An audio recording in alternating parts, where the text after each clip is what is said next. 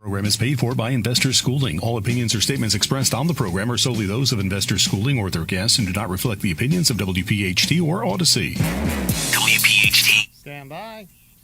Thank you for your patience while Thank we you. sort out our issues. Group Studios. Experience the power of one with 8 brands and 25 locations. Always live on the free Odyssey app. The Larry Steinhouse. You're live. He's having so much trouble, isn't he? Omri, he's having so much trouble. I have no idea what's going on. I mean, but I'm so impressed that he had all this trouble getting us on the air, and we're on the air. Isn't that great? I came late, and then I started to hear people shouting in Russian. It was crazy. In my headphones. And welcome to the Larry Steinhouse Show. I know. I'm going to get there in a minute, but I thought it was interesting that Glenn. Everybody out there listening, clap for Glenn right now because Glenn got us on the air. He had problems, and he literally got us on the air at the right time. So that's pretty good. So let me get into the intro. Good afternoon, everyone, and welcome to another fantastic episode of the Larry Steinhouse Show. I'm your host, Larry Steinhouse, and joining me today are my incredible co-hosts, Dr. Deb Anderson, bringing her insight and expertise, and of course, Omri Morad, always ready with a laugh and his unique perspective. It worked. Can I finish? I'm sorry. Man. No, but because last week we did the thing that Debbie always come first. I'm going to get to that. If I'm sorry. I'm sorry. There's something very funny that happened that that I want to talk about, but I have to finish the intro first. Okay. All right. This week we're diving into the latest in stock options, real estate, and wealth building strategies, and I'll be sharing some of my personal successes and tips that have been generating big wins. We'll break down what's happening in the economy, current events, and politics with all our signature mix of common sense, humor, and straight talk. And for anyone looking to take financial education to the next level, we're broadcasting from the Investor Schooling headquarters, where you can learn anything about real estate investing to stock option strategies. And don't forget to RSVP for our free Thursday night class at investorschooling.com. It's a perfect way to build your financial future. Hey, we want to hear from you, and we want you to give us a call at 855-939-1137. 855-939-1137. If you hear us, please call 855-939-1137. All right. Of course, what do we got? We got whether you've got questions, insights, or just want to join the conversation, we're ready to take your call. And the number one more time? 855-939-1137. All right, so buckle up because this week's episode is packed with financial insights, actionable strategies, and plenty of laughs. This is the Larry Steinhouse Show. Let's get started. All right, so I wanted to tell you what you just said about putting Debbie first. So let's give a background for people that are listening for us for the first time. Last week, there was a complaint. It wasn't an official complaint. She just shouted around the room, around the studio, that she need to be first when you're mentioning your co-hosts. And you're not even telling the story well. Wow. You interrupted me telling it. You're not even telling it well. Okay, so you tell it. So every week we have ChatGPT come up with a intro for us, right? That's so not the problem. This week's ChatGPT. You got to remember that there might be somebody who's listening for the first time, Omri. I know. And you have to explain everything to them, right? You have to explain that the intro is created by ChatGPT, right? So the intro that we create with ChatGPT would always put Omri first. As you know, so it would say another fantastic episode of Larry Steinhouse Show. I'm here. I'm your co-host Larry Steinhouse. I'm your host Larry Steinhouse. Joining me today, my co-host, and it would say Omri, and then my co-host Debbie. So Debbie got mad. She goes, "How come I'm always last?" So I told ChatGPT to always put Debbie first. So where I'm going with this story, because it's very funny, I simply just said to ChatGPT, I opened up the original page, and I said, "Can you make a new one for this week? A new intro for this week?" You put me first again. And it said, absolutely, here's a fresh intro for the week with Debbie first and all the usual elements. Okay. So it actually knows. I think it's very funny that you interfered with that because you said I was always first, but it's not true. No, I used to be first. No. Somehow it switched, and then now you were always first. Don't you think it's random?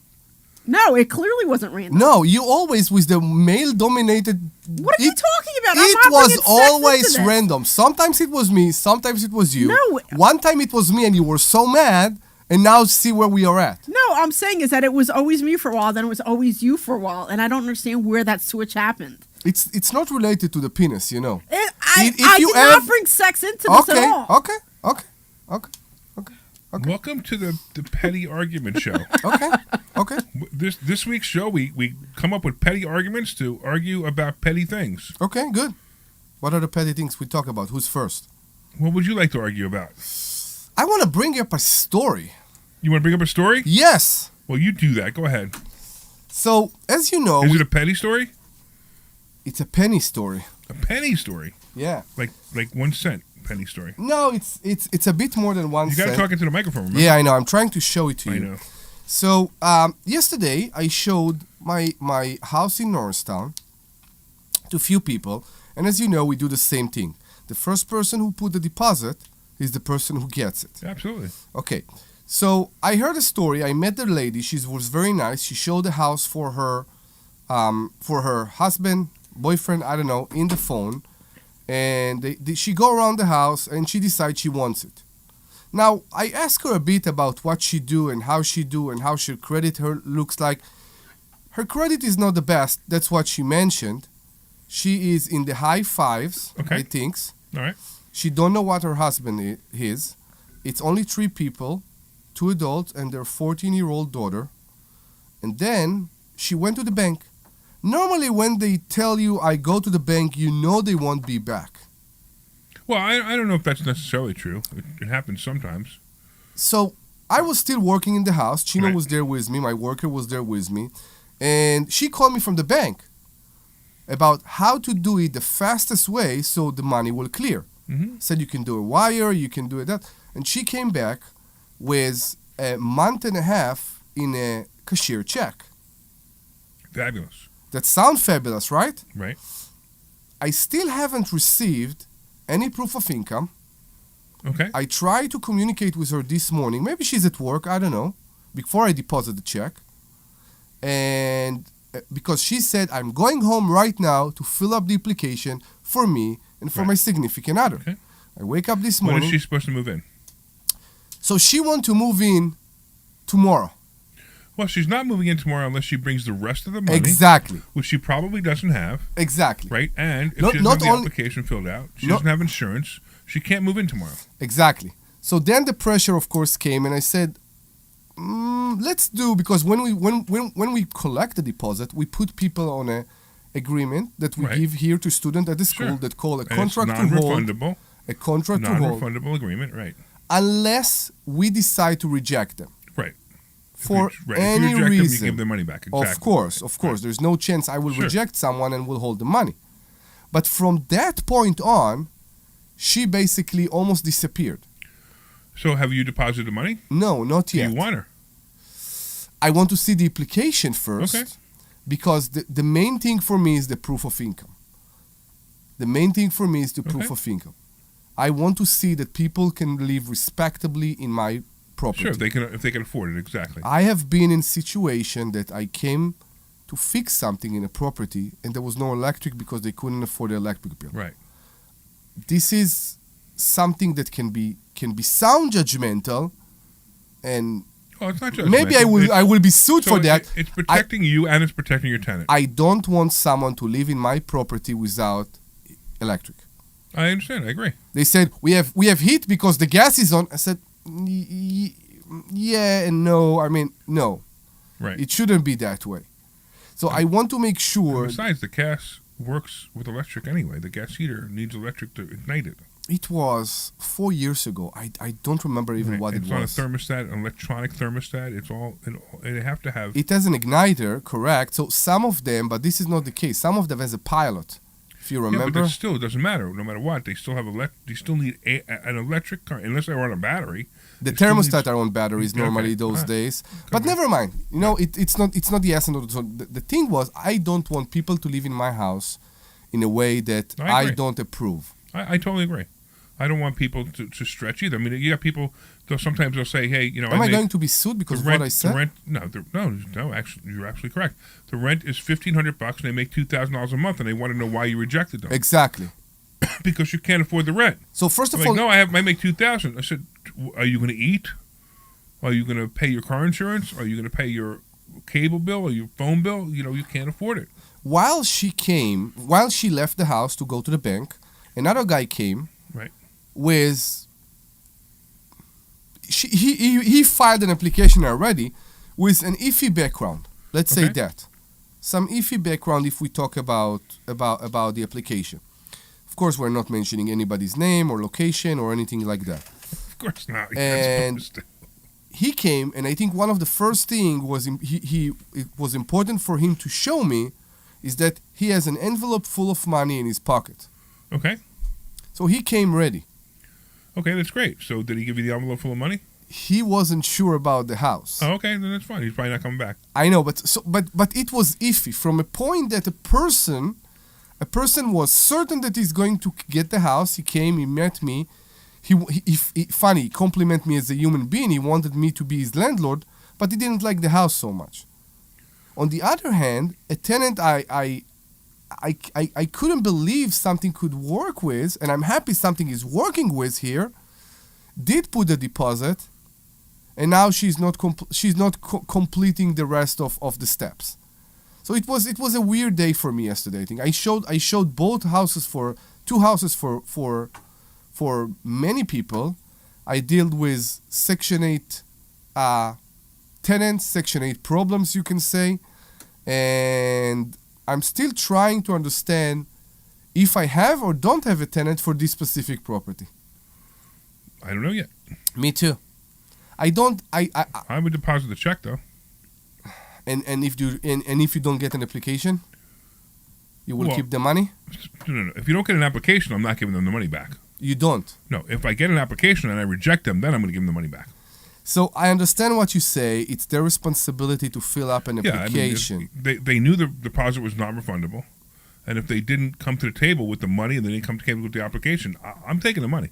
I am. I'm just because I want them to understand. And it's not even about the money for me. I realize this is kind of weird too, but I want them to understand that they made an obligation to me, and now they're walking away from it. I And that's what happens rejected. if you do. I rejected 2 people this morning. Rejecting people is fine, but No, because of that. because of what? Because of the deposit.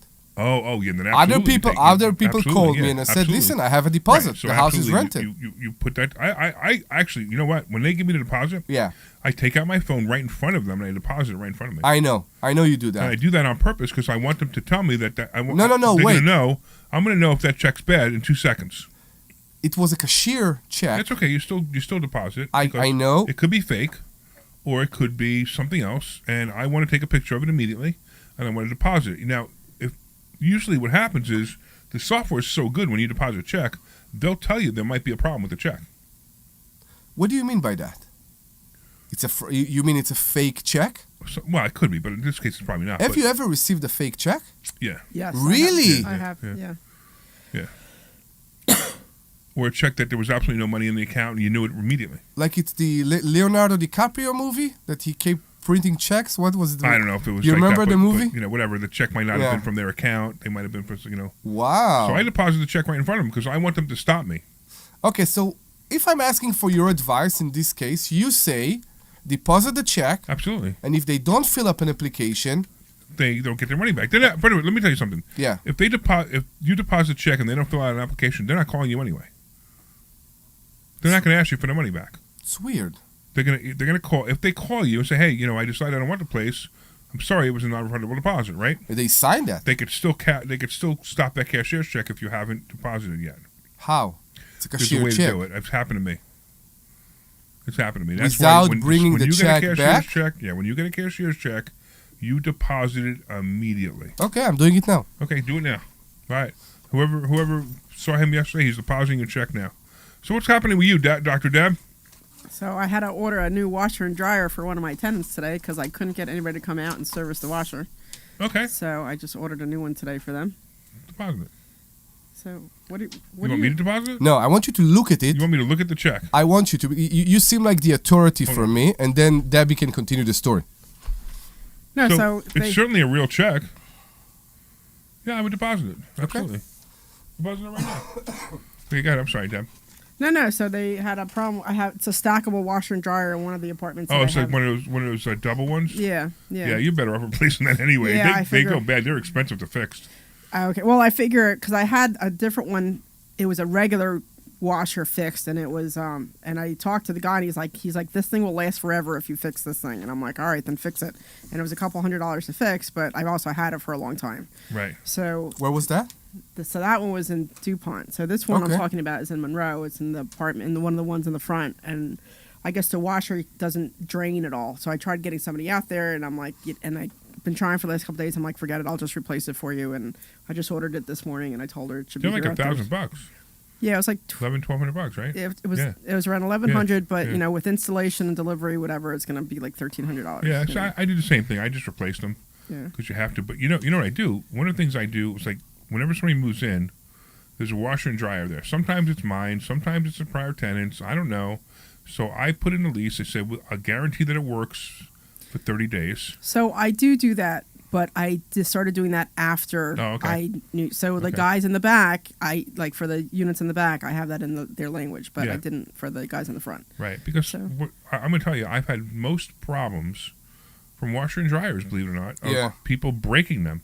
They'll wash their rugs. They'll wash their heavy jacket or their blanket, and it breaks it. Sneakers. Yeah. Right. And that's what happened. Oh, sneakers. Yeah, right. Sneakers. Yeah. You can do that, but you need to know how to do that. Right.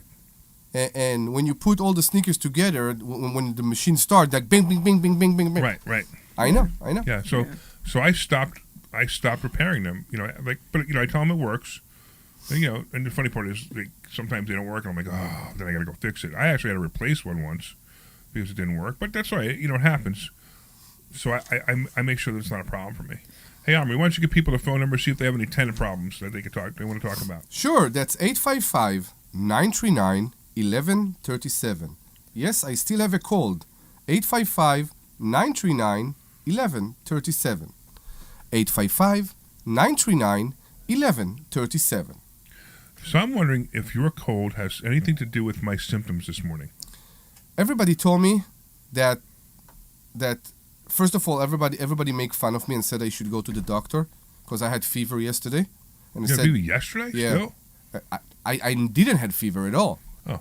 And yesterday, and I think, you know how sometimes it's like fever come from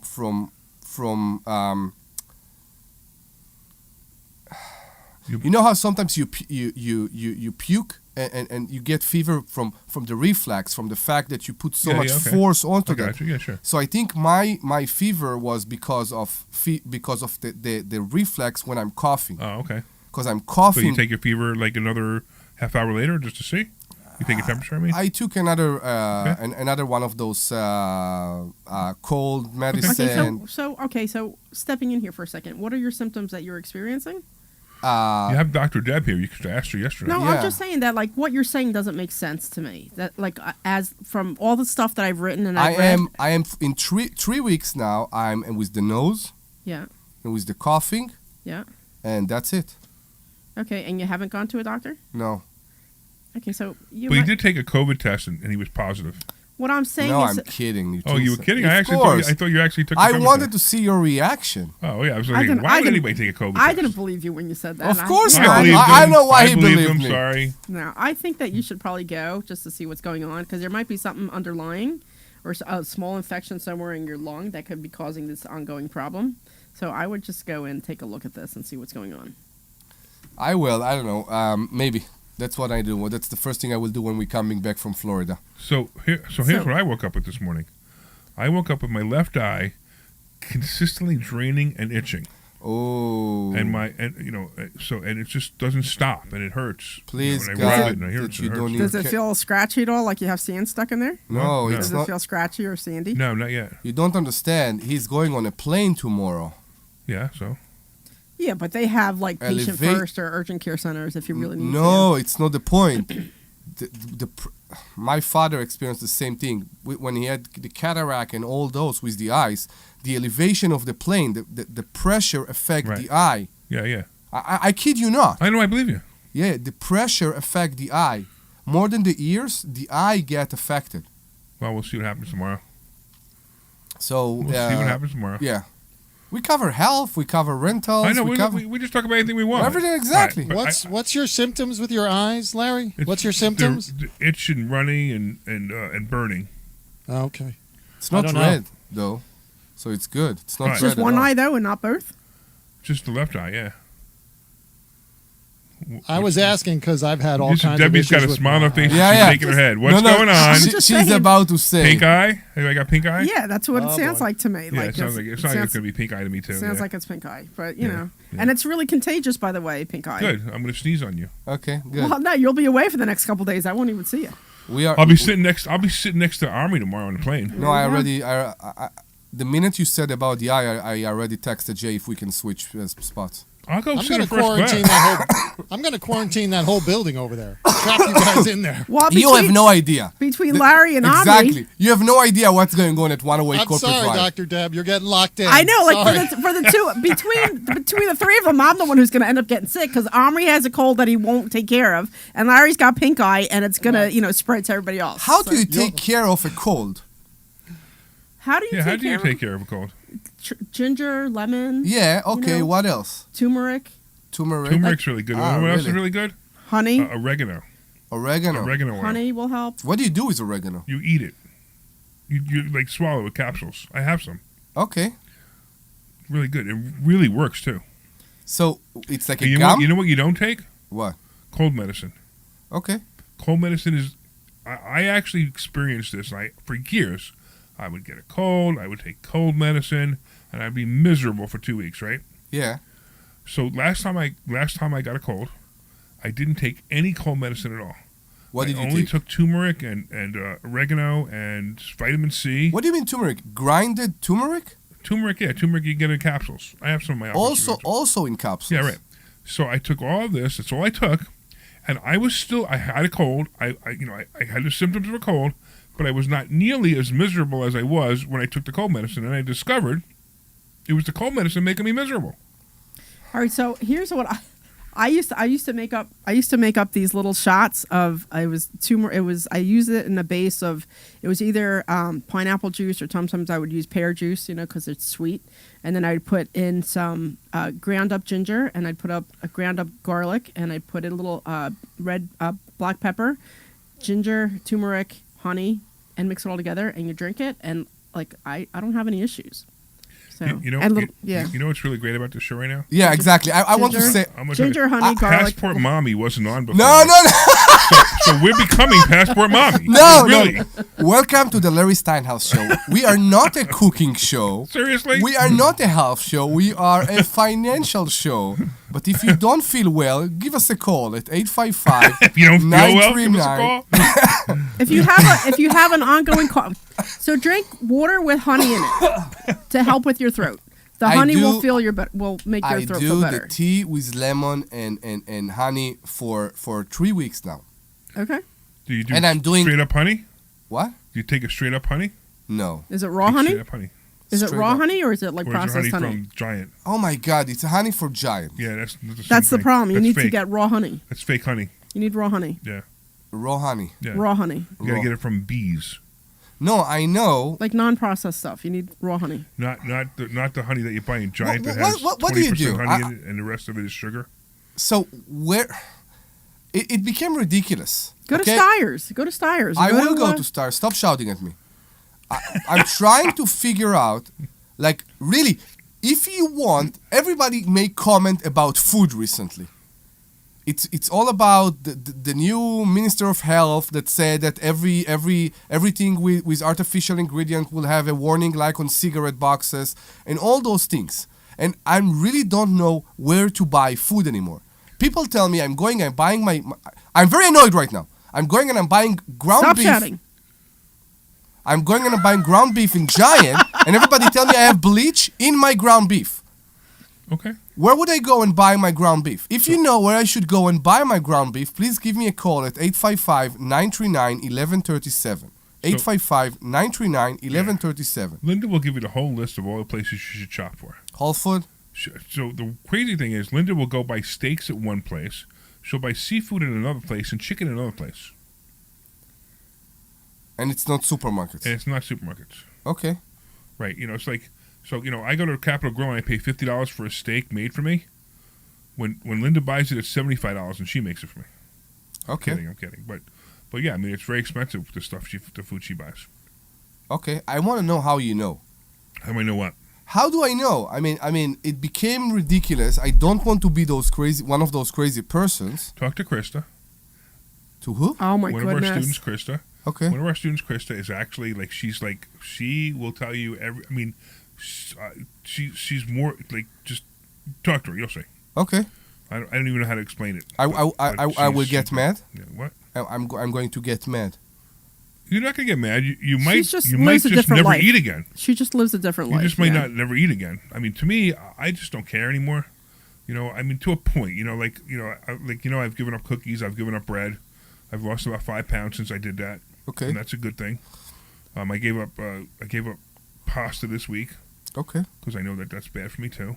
You can have pasta. You just don't. You can get like a. I can have bread and same thing, but I'm not. No, I'm the saying whole you can have point like a lentil pasta or something. No, but right, I got you. But the whole point is, I gotta. There's certain things I gotta stop eating, or I'm gonna keep gaining weight, and I gotta stop gaining weight. Because I'm tired of my stomach walking into the room before me. Okay. So I have a rule for you. Okay? And the rule is, every time you want to go to Wawa, you don't go in your car. And walk. Yeah. You will walk to So Wawa. the only thing is, like the times when I go to Wawa, it's because like I realize I have 10 minutes before I have somebody coming in and I gotta grab something to eat. So I drive to Wawa, come back. Awesome. So take my car and not yours and put it in a charger for 5 minutes. Why is he laughing? I'm just laughing at you. Why? So I have to bring something up. This is so hysterical. Since we're like not talking finances anyway, Sure. I have to bring up a political thing that is so funny. First, I want you to listen to this, and then we're gonna break it apart. Okay, we're gonna break it down. Okay. Sure. This is the incredible, brilliant, absolutely amazing mayor of Philadelphia. Listen to this. Oh my God. Listen to this. I don't think I heard this. I don't think I heard this. What is Listen to this? Now, just so you understand, she got a 9% raise. Okay. And people commented, but this is her response. Her response, you have to listen to this. The men and women behind me, along with I, Sherelle Parker, as your mayor, who will never complain about the hard work that it takes to run this city, because I asked you to give me the opportunity to lead, and I've been doing the best I can with what I have. So when you talk about my salary and you give out misinformation on social media, I can't counter it. But I can tell you that the leadership of District Council 33, they earn $280,000 plus. Quite frankly, to the tax-paying residents of the city of Philadelphia, I do have the right to share the truth with you. I started with the same exact salary that Philadelphia Mayor Jim Kenney had. That was $261,497. So to say when I came in, I gave myself a 9% pay raise, it's just not factual, Philadelphia. I've been your mayor for 18 months. I've had to deal with a plane crash, an explosion, deadly fires, mass shootings, a school district that we're fighting for funding for, mass transit that we're trying to get funding from Harrisburg for, $1 billion in revenue lost to the city of Philadelphia because we have vacant commercial buildings in town that are no longer being occupied, that we need to get converted to residential. I've been working for you, the city of Philadelphia, and I'm not perfect.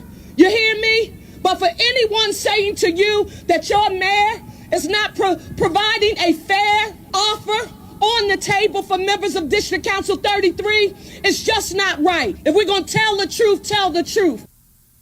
Now, Can I? Please. When I listen to this, Please. well, go ahead, say it. Go ahead. I hear you, and I'm very sorry for that. And I just want to let you know that on the 15th, I'm still filing. You what? I'm still filing for eviction. No, What are you talking about? This is the woman who.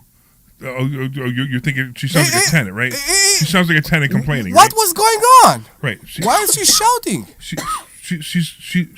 The thing she said during that, she basically, to me it sounds like, hi, I'm a failed mayor, I continue to fail, and I want to get my raise. It was unbelievable listening to this. I got to break it down. Listen to this, right?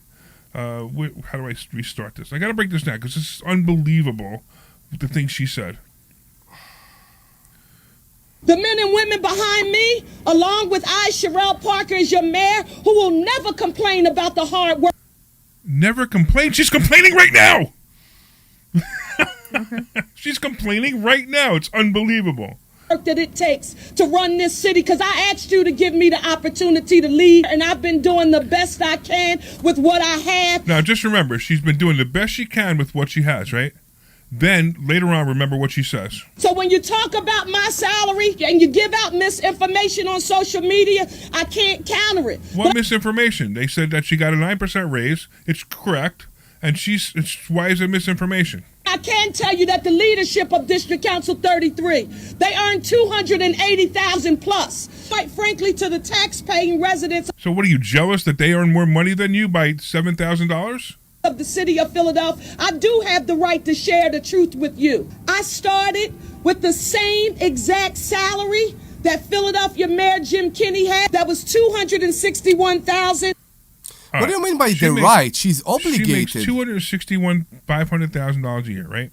Okay. Now, look, I don't care how much she makes. Me too. In fact, if she made $500,000 or even $1 million a year, I don't care. Yeah. What I do care is the job she's doing. And then she goes on and she talks about Philadelphia, which is her fault. $497. So to say when I came in, I gave myself a 9% pay raise, it's just not factual, Philadelphia. No, it's factual. It's the problem is you don't like people complaining that you got the 9% raise. I've been your mayor for 18 months. I've had to deal with a plane crash, an explosion. So far, that's the only thing that I wouldn't blame her for. The plane crash. The plane crash. Okay. Deadly fires, mass shootings. Mass shootings. Hello, you have a district attorney, Larry Krasner, who is the number one reason why crime is so high there, and you praise him. I'm not sure. A school district that we're fighting for funding for. Mass transit that we're trying to get funding from Harrisburg for. Stop wasting the money. $1 billion in revenue lost to the city of $1 billion in revenue lost. Philadelphia because we have vacant commercial buildings. Vacant commercial buildings. Ha! I wonder why they have vacant commercial buildings. Anybody want to guess? Why? Because they don't treat landlords very well. It's not even so landlord. all the people are leaving. They're saying, we don't want to be here anymore. Unreal. That are no longer being occupied, that we need to get converted to residential. You want to convert them to residential? I'll tell you what, Mayor, give me a call. I have hundreds of people who would love to convert those buildings into residential if you'll be fair about helping us convert them, and you'll be fair when we have the tenants go in there, and when the tenants go in there, if they don't pay, you allow us to evict them. If not, we're going to go somewhere else like Delaware. I've been working for you, the city of Philadelphia, and I'm not perfect. You hear me? No, you're not perfect. You're almost perfect. You're almost a perfect loser. Me? But for anyone saying to you that your mayor is not providing a fair offer on the table for members of District Council 33, it's just not right. If we're going to tell the truth, tell the truth. Strike, but what is it? What is it? So they're obviously striking. They're obviously going to strike if they don't get a raise. But I don't care. What she's saying about herself is what's making me crazy. There is a very big conflict between her talking about the successes while using it as an excuse to why she's not done. Correct. Why the people think she don't deserve the raise. You understand? There's a conflict here. Of course. Because let's talk about it. The biggest problem with Philadelphia that made investors in the last year or so run away, many of them, is the taxes. Well, the taxes are a small part. The way they treat landlords. Debbie, what happened when you tried to evict somebody in Philadelphia? No. Let's start over. What happened when a tenant don't pay in Philadelphia? What happens? Yeah. They go, nah. Mayor Sherrill said I don't have to pay anymore. No, stop. That's pretty much what they do. When a tenant don't pay in Philadelphia right now, what do you need to do? You have to go file, and then they tell you have to go on the program the diversion program. The eviction diversion program. Okay, you are now, required to go on to the eviction diversion program before they will do anything else. And the eviction diversion program takes a couple months for that to get squared away while you are not getting paid. Do you see, while they're doing that, do you see any judge? No. No. So where do you file when you have a problem, let's place. face. Different window. Same place, different window. You go to the same place. There's window 1, window 2, window 3. People at window 1 and window 2 are not allowed to help the people at window 3. All the people go to window 3. And window 3 is when you want to go file somewhere, want to file for eviction, and they tell you, no, you have to go through the eviction diversion program. And then you go back after you file for the eviction diversion program, and then after you figure out that the program doesn't work so that you can put in all your information to get paid, and then you have to get on the phone and wait 4 hours for somebody to help you when they realize that there's a problem on their end. No, I'm telling you, this is what I you. went through. I'm telling you, this is what I went through. And then once they go on the eviction diversion program and you get paid back, and then they still don't pay again, then you're going to go back to window 3, and then they will file for you. Then you sit there for half an hour while they're doing whatever it is that they're doing. Then they take you back to give you file all the paperwork, and then you have to wait another, usually 3 to 6 weeks to get an appointment. And then after that, then you can go to window 2 to say, then you have to wait another 30 days for them to do whatever they have to process, and then you go back to window 2 so that you can file to get the property back. This is contagious, and this will grow. And what Debbie just described, you and me will experience, I believe, in the next few years. No. And I'm asking myself, No, we won't. I'm asking a Because question. I won't play games like Philadelphia. I am asking I a won't buy question. stuff in Philadelphia. Where are the feds? Where is the federal government that when I have a civil problem between me and another person regarding it's a landlord, a tenant, a person who steals from me? It's a civil problem. Why It's not a federal problem. Exactly. But why a civil problem that needs to be handled in a civil district court, the city of Philadelphia basically take and said, we will handle that. I don't want that the city will handle that. That's why courts are. So what's happening is Philadelphia is taking your lease, which is a legal contract, and they're interpreting it in their own way, and they're saying, I don't really care that you have a lease. These are the rules. Larry, And the rules aren't very favorable for landlords in Philadelphia. That's not the point. I want to be in front of a judge. This is why courts are. Courts are to be something between two people that have disagreement. When I go and I file in court, why I've been rejected? Because landlord-tenant court now has something that says the diversion program, the eviction diversion program. You must go to that first. Okay. And That's you a must requirement in mediate it. Philly. Like Omri, it's a requirement in Philly. I get the requirement. I don't understand how can it be legal. Not only that, how can it be legal post the time they set, before the time they actually created it? So this happened. This was recent. This was about a year ago, maybe 2 years ago. No, more. And Debbie had leases in place from before they created it. Yeah, and now she has to live by it. So the other thing that really frustrated me, I went to Philly this week to try to get that. So I bought that one property, Yeah, right.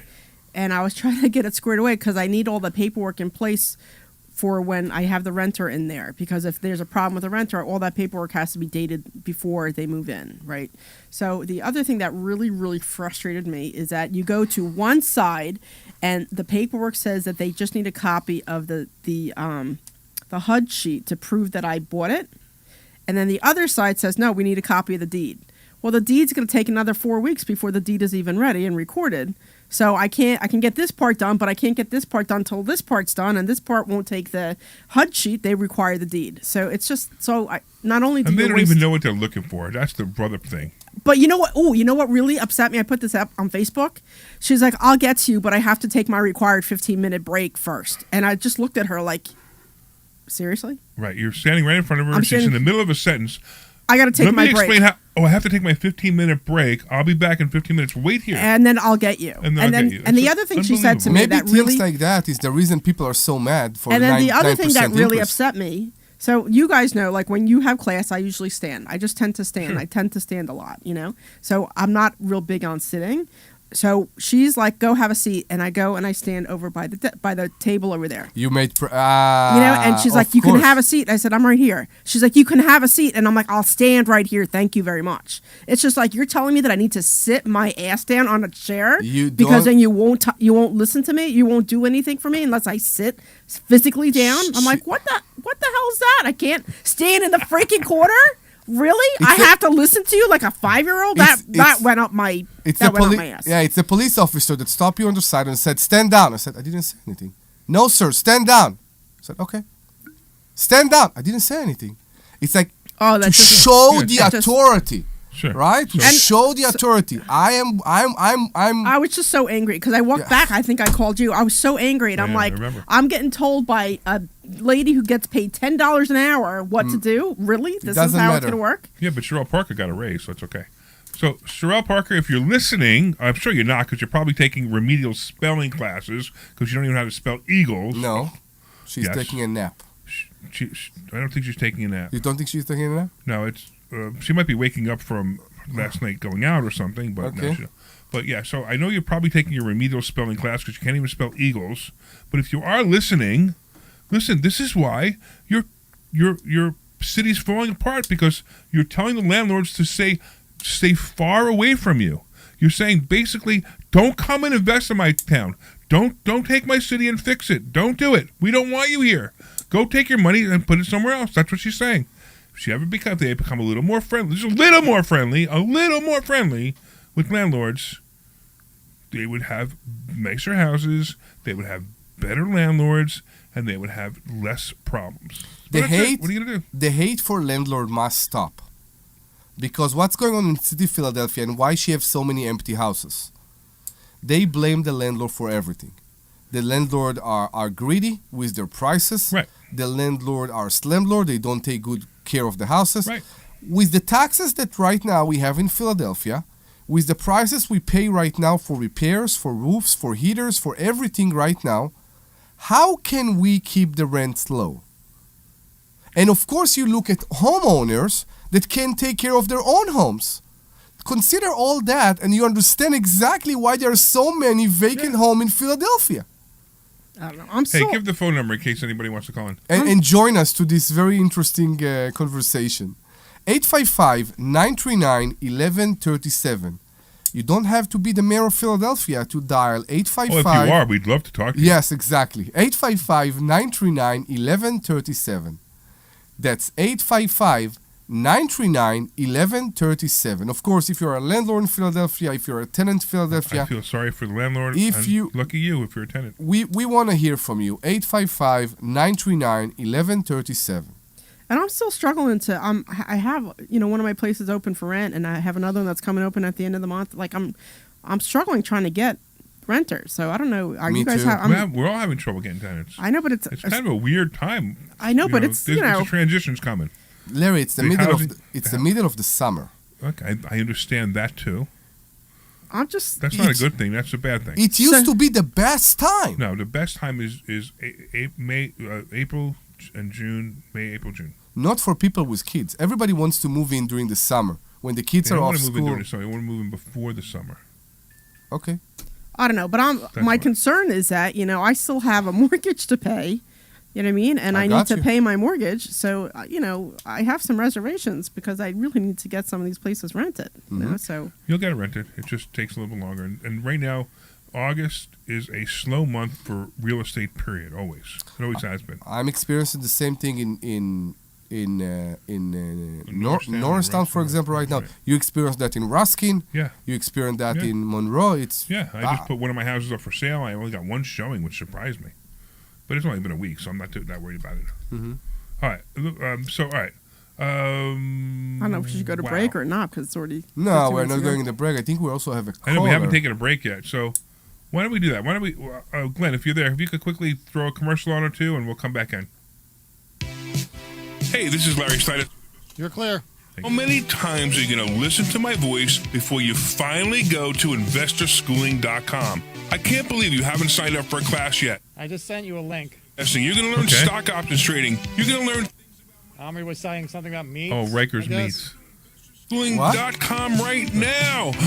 Oh, my goodness. Caller was saying if you get there at a certain time of the day, you can smell the fresh meat or There's being prepared. What is fresh meat? This is Larry Steiner. in Ben Salem. Schooling. There's a Listen, butcher. I know Fresh sometimes butcher. you worry If about you're interested, there's a fresh but you butcher. don't want to I used invest in get real my estate turkeys from there. because you don't want to deal with Fresh toilets, butcher. trash, or tenants. I'm going to teach you a way that you don't have to deal with toilets, trash, or tenants. You can own any real estate and invest in real estate at the same time.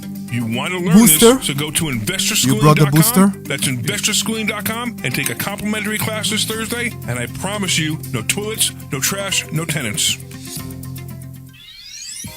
Hey, this is Larry Steinhouse with Investor Schooling. I've been talking about myself for all these years. Now it's time for you to hear from one of our great clients.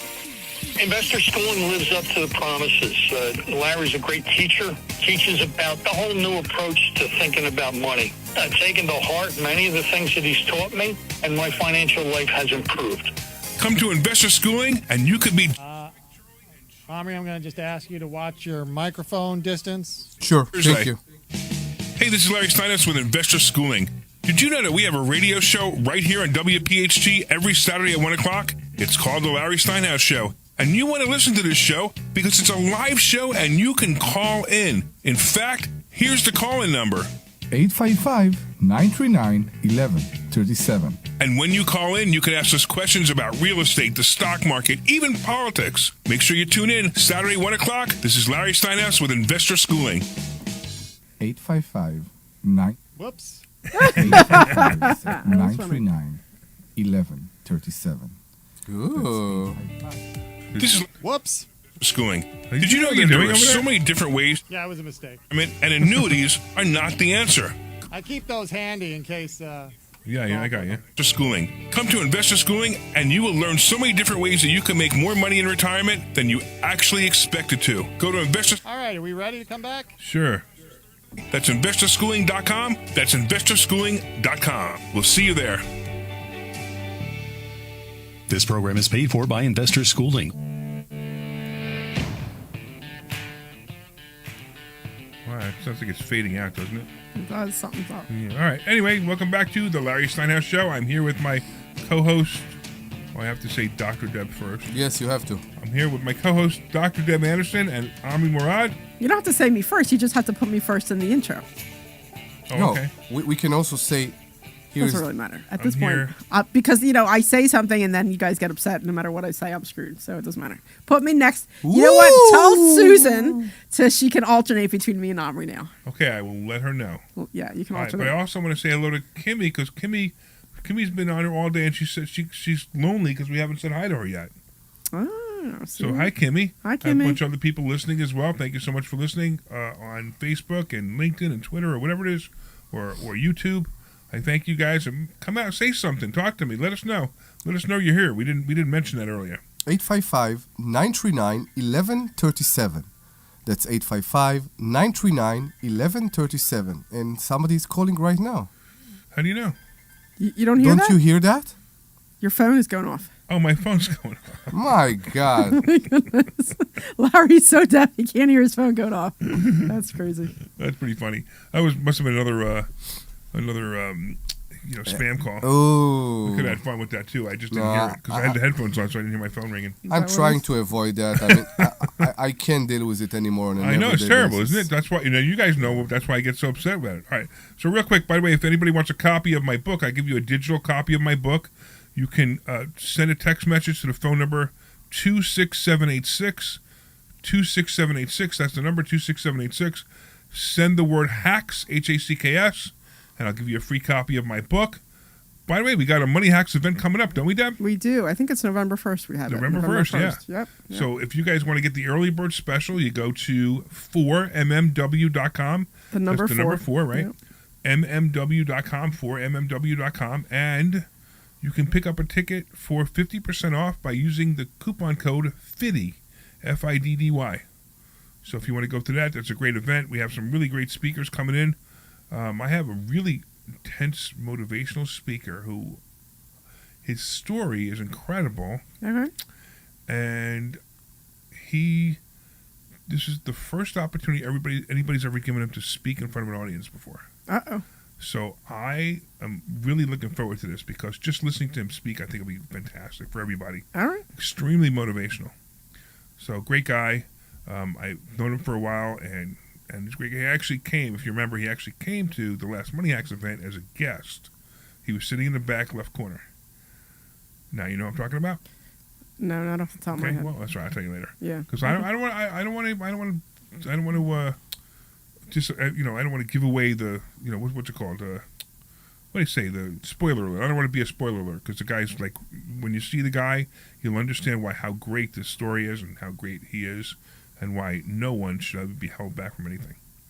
Okay, what else we got, Mr. Omri? What else we got, Mr. Larry? I don't know, man. We got like 10 minutes to the show. We gotta come up with something. We have a trip And no one called. Nobody called yet. I know, isn't it terrible? And I said the number so many times. You have it going to the right place? Did you forward it to the right place? Yeah. All right, well, sometimes you forget. So you do have few minutes to call us. 855-939-1137. 855-939-1137. You can people call. must be getting bored with our show or something. You can call and moan about why everybody is so mad about your 9% raise. You can call and moan about your landlord if you are a tenant, or call and whine about your tenant if you are a landlord. We are here for you. 855-939-1137.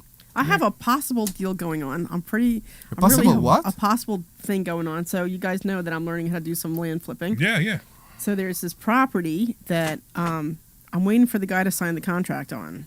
So when I spoke to him, like, I think his uncle just died or somebody just died. He's like, just, give me a little bit of time. I got to get my lawyer to look at it. I'm like, that's fine. I said, but it's a short contract. He's like, and I followed up with him the other day, and he's like, yeah, I'm still interested, and, I should be able to get you something by Monday, so hopefully he'll give me something by Monday.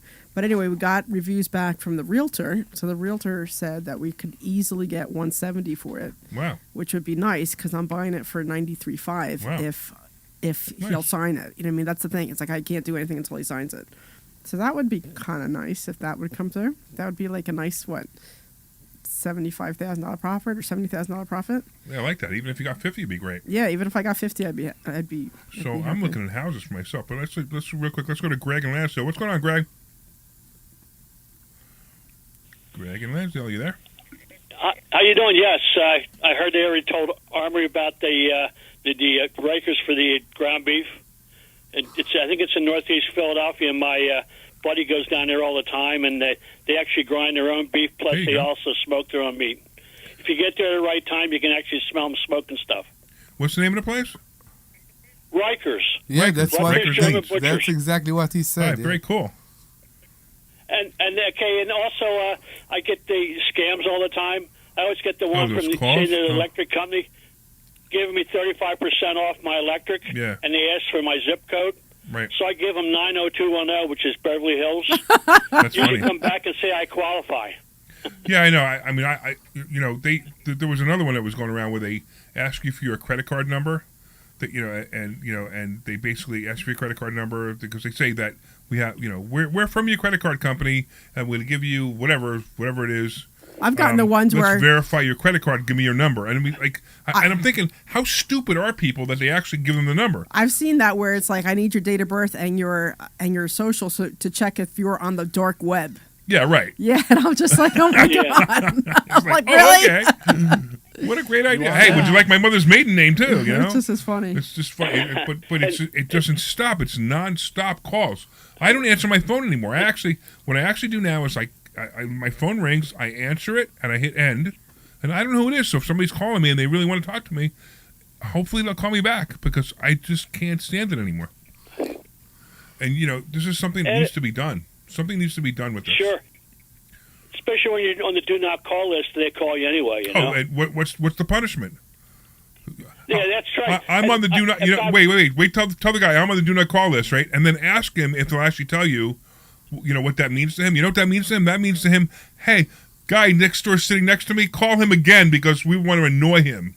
That's what it means. I got one guy. I believe that. So this is what I do now. So here's a great one. I'm going to give everybody this great one. This is a great thing to do, right? When somebody calls you and they're like, the common one is, your loan has been approved. Your loan has been approved every freaking day, right? Yeah, I'm getting that a lot. So I'm on the phone with the guy. We have your application's been approved. I'm like, oh, that's great. So listen, I really want to do business with you. I have a problem. The problem was about 2 weeks ago I got ripped off. Somebody asked me for $500, and I don't trust anybody. Can I have your cell phone number so I can call you directly?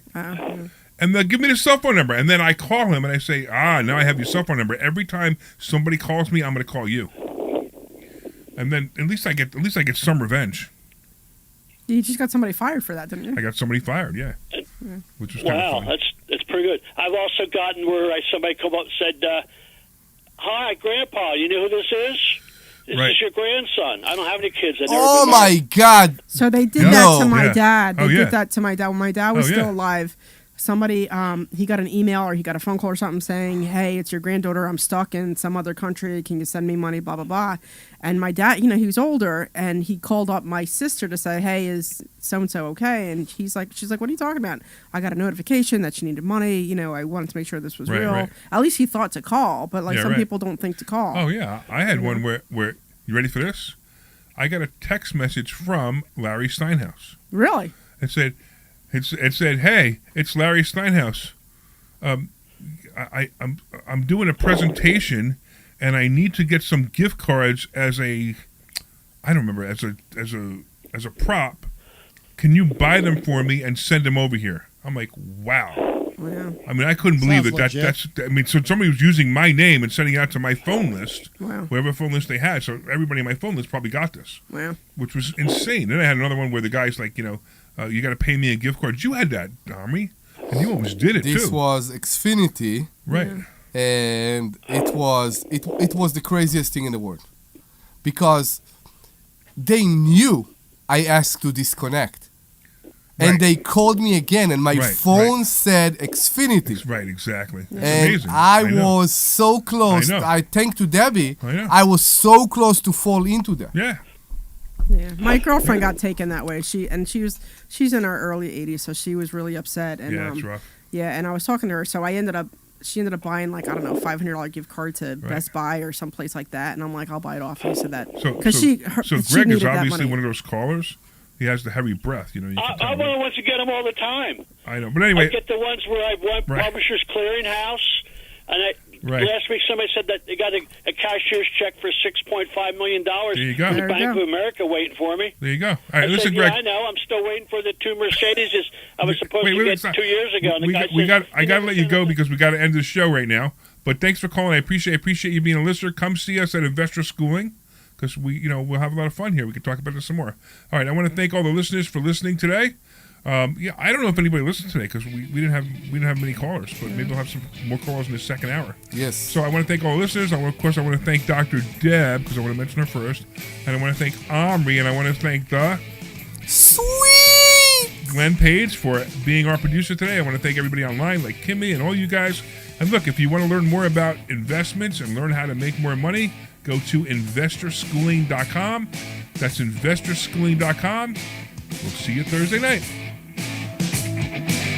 This program is paid for by Investor Schooling. You are clear. All right.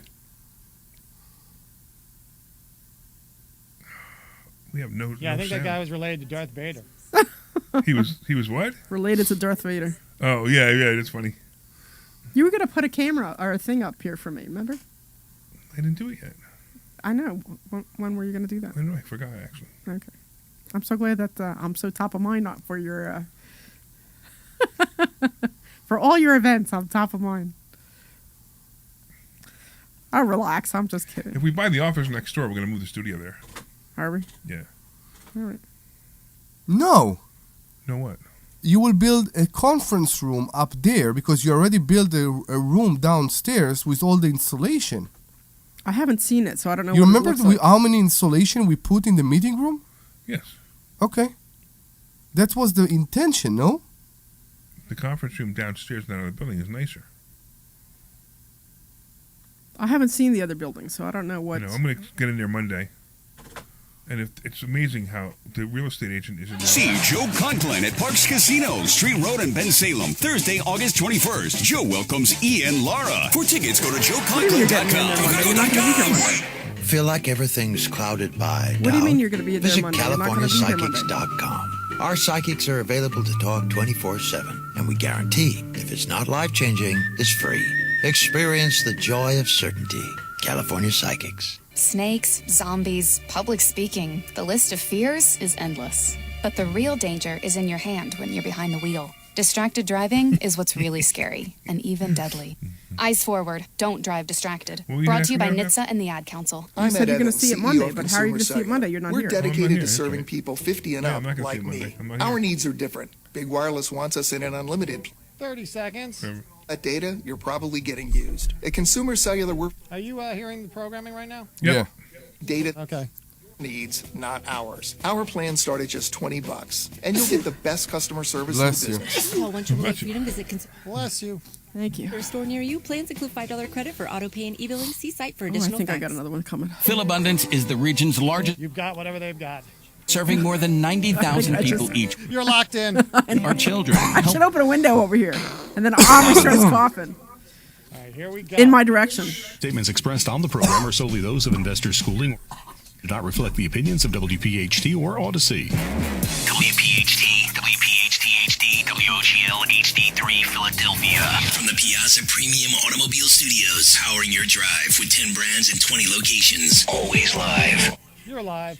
The Larry Steinhouse Show. All right, good afternoon, everybody, and welcome back to the Larry Steinhouse Show. I am your host, Larry Steinhouse, and joining me today are my incredible co-hosts, Dr. Deb Anderson, with her sharp insights and guidance, and, of course, Omri Morad, who always keeps things lively with his humor and perspective. Ooh. Today, we are diving into stock options, wealth-building strategies, and the latest financial news. I'll be sharing some of my recent wins in the market and breaking down actionable tips you can use and grow in your own wealth.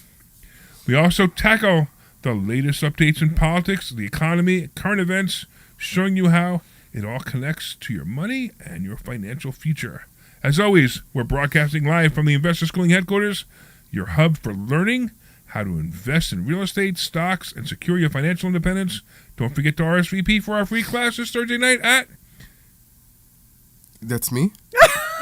I do numbers normally. I don't know. InvestorSchooling.com. That's your chance to investors. dive deeper and take control of your financial journey. We also want to hear from you. Call us at 855-939-1137. I was just messing with you. InvestorSchooling.com. Everything flipped today. What's the phone number? That's 855-939-1137.com. Only 37. What? Have you tried to put com in your phone? No, but actually, I probably should 855. by the URL, right? What? Ooh.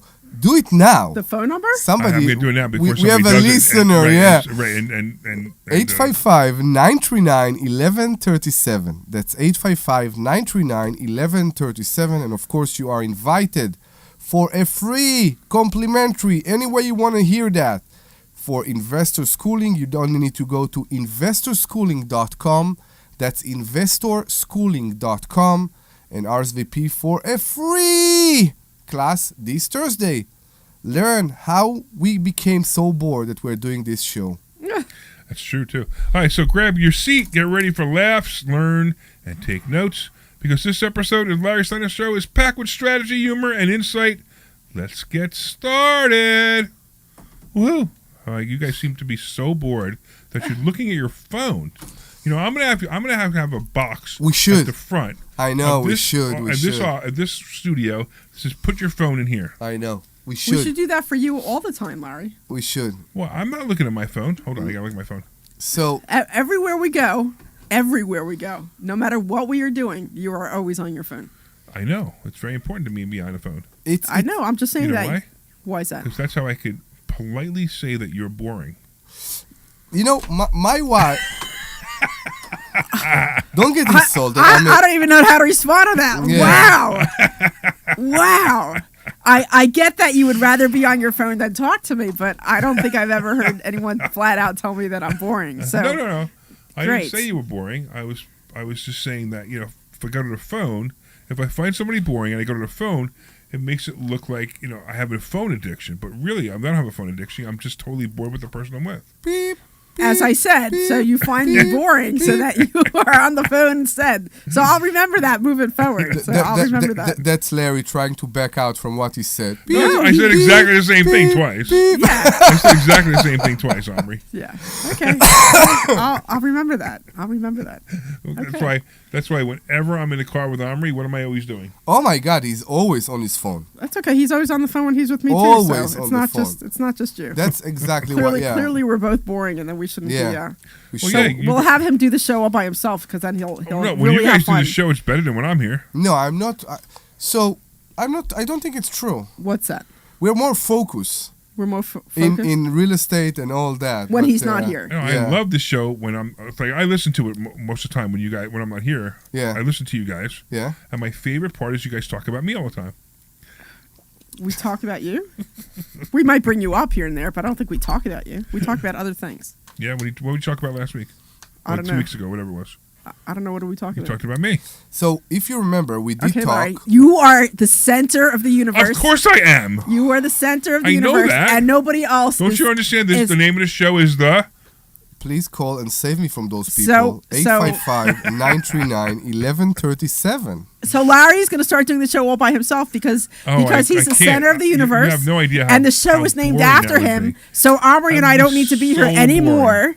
So next weekend, you and I, Omri, will go do something on Saturday between 1 and 3, and Larry will do the show all by himself, and you will realize, that you are the center of the universe, and everybody only calls in to talk to you anyway. So Hey, Glenn. it's all good. Hey, Glenn.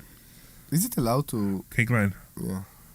Glenn, Yeah, what's up? What's up? Did I just really mess up? What do you think? I didn't hear it. I'm sorry. Oh, what were you doing? Playing with your phone? I was preoccupied. I'm sorry. With your phone, right? So I was looking at a text. So but that, so he doesn't even know. He doesn't even know how funny that was. Yeah. He doesn't even know that that's exactly what we were talking about. We'll keep you update of what happened in the last 5 minutes. Somebody farted in the studio, and we all blame each other. But it was Glenn. It was Glenn. Yeah, they can be pretty bad sometimes. Yeah, so it wouldn't surprise me if it reached Even that the far. digital one, apparently. Yeah. What's going on? What are we? Who are we? I don't know. What's going all on? I know is this show has become so mad, like crazy. Yes, I know. I Yes. agree. Why don't we talk about something financial? So I want to talk about something because you mentioned the day that me and Debbie did this alone, and you talked about Philadelphia. Let's stay calm and not talk a lot about Philadelphia. But we discussed something. There is a moratorium in Philadelphia right now to limit the amount of security deposit that you can ask. Right, it's a mandate, but okay, yeah. Mandate. I'm sorry. Have you heard about that? Yeah. So it's not. So it was almost really bad. What they did was they were going to say they were saying that if somebody comes to you and they don't have enough money for the security, correct, then they can make the security payment in 4 payments. I hear 12. No, No, I don't it's 4 think. payments. I think it was But here's the 6, thing, I right? thought. So by the way, they did retract it, but if you have to take 2 security payments, they can make the second one in 4 payments. Now here's my thoughts on this, right? I mean, if they would have passed this, it would have been idiotic. It would have made people homeless. Because here's the deal, right? I'm a landlord, and you come to me and you say, I don't have security, the money for the security deposit. What am I going to say? Sorry. I'm sorry. You can't rent from me. But I have to be able to make the security deposit in 4 payments. That's great. I have a tenant over here who can make the security deposit in 1 payment. I have that right to take the tenant that I feel is a better tenant. If your score is 560 and this guy's 650 and he can make the security deposit in 1 payment, I'm taking him. Yeah, I got you. Right? I mean, if I want to make a deal privately with a tenant, now I personally tell people don't do this. Make sure you take all the security up front, because if they don't pay the first 2 months, then you're out all this money and things happen, right? Especially what we talked about in the other show. We talked about the fact that Philadelphia doesn't treat landlords very well. I have a confession to make. Yes. I did agree, not with the tenant I mentioned before, but I did agree before for 1.5 security. And that's because I think it's not only us, I think people are facing difficult times right now. And I get that. The reason I'm not willing to go any lower than that is because I put a lot in my properties.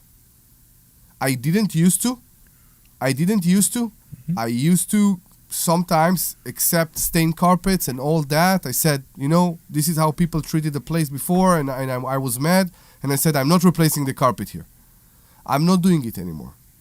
Because, and I think this is something I learned from you, yes, it cost me much more money, but people appreciate the house more. Normally they do. Right. Every once in a while you're going to get somebody who doesn't. But most of the time they do. Exactly. Normally they do. And they pay their rent on time more often if the place is nice Seriously? when they rent it. But now, I'm putting... He's kicking me, and he's mad at me because he kicked me. Why did you kick her? I didn't kick her. She says you kicked her. No, she keep with the leg. She keep doing. You know what we need to do? We need to have Judge Ed come to talk just to settle this. Larry, her leg is here. Okay, see where she is and where I am. Why her leg is here? It's in the middle. It's crossed. What's the problem here? I just want you guys to know there's about 6 feet between them, Mm-hmm. and he kicked her.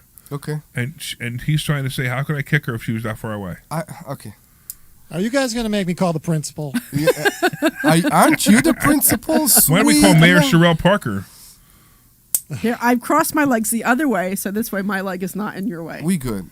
All good. Don't worry about it. Okay, I'm sorry. Where were you now? I have no idea. Since Debbie so rudely interrupted us because you kicked her? No, I'm just saying, when you put Why am I being attacked? Like the last show, then this show. What is going on? Everybody's like against me when today. you put 10 grand into a property and not 2 grand into a property, it's a big difference. Sure. And you need to make sure that there is a space, there is some wiggle room in case a tenant intentionally or unintentionally damage something. And that's the reason. Everybody wants to move into nice, shiny, new places. Sure. They not always can afford that because of the security. And that's the conflict. Right. So now, so what, right. So when somebody comes in and let's say the rent is $1,500, you ask for first month, last month, and 1 month security, right? Yes. And I do that with every place. Every apartment, doesn't matter. Sometimes your credit score is so bad that I ask for a second security, and that second security you have to give it back to them after 12 months. If they pay the rent on time. If they pay the rent on time, you have to give it back to them after 12 months. So I digged into that because we keep having this argument. There was, how do you call that in English when you have a case in court and now everybody followed this case? Precedent. Right. There was a precedent about that because the law in PA allowing you to take 2 securities. But you have to give one back after 12 months. After 12 months, Right. some say it's related to if they were paid or not. Some say it's regardless. No, so it has to be. It's related. If they pay on time, you do. So you can terminate the lease and sign a new lease. I don't know even if it's effective, but Yeah. whatever. Yeah, sure. The other thing is some consider the last as one of the two. Right. Some don't. And then there was a court case Right. that said that the last count as security because the law say security. The problem is you can't use the last for anything that is security-wise. The last is only The to last pay month, rent. right, exactly. There is nothing else that you can use it for something else. Right. So I haven't seen this ruling. I've heard rumors of it. But to me, I'm taking the last month's rent in advance. So they paid me the last month's rent in advance. That's the way I look at it. So when they leave, they give me 60 days notice. I send them a text message, say, okay, pay for July, don't pay for August, or pay for August, don't pay for September, because you've already paid for September. A lot of times I have to remind them. And then the other thing too is I'm taking last month's rent in advance at the current price. So if they've been a tenant there for 5 years and the rent has increased $500, so why are I you don't doing ask them that? for the $500. Why are you doing that? What's the point? Teach me once and for all, what's the point of getting the last? What's worrying you when you put a tenant right now that they won't be able to pay the last month, that you need to collect it right now? So it's not.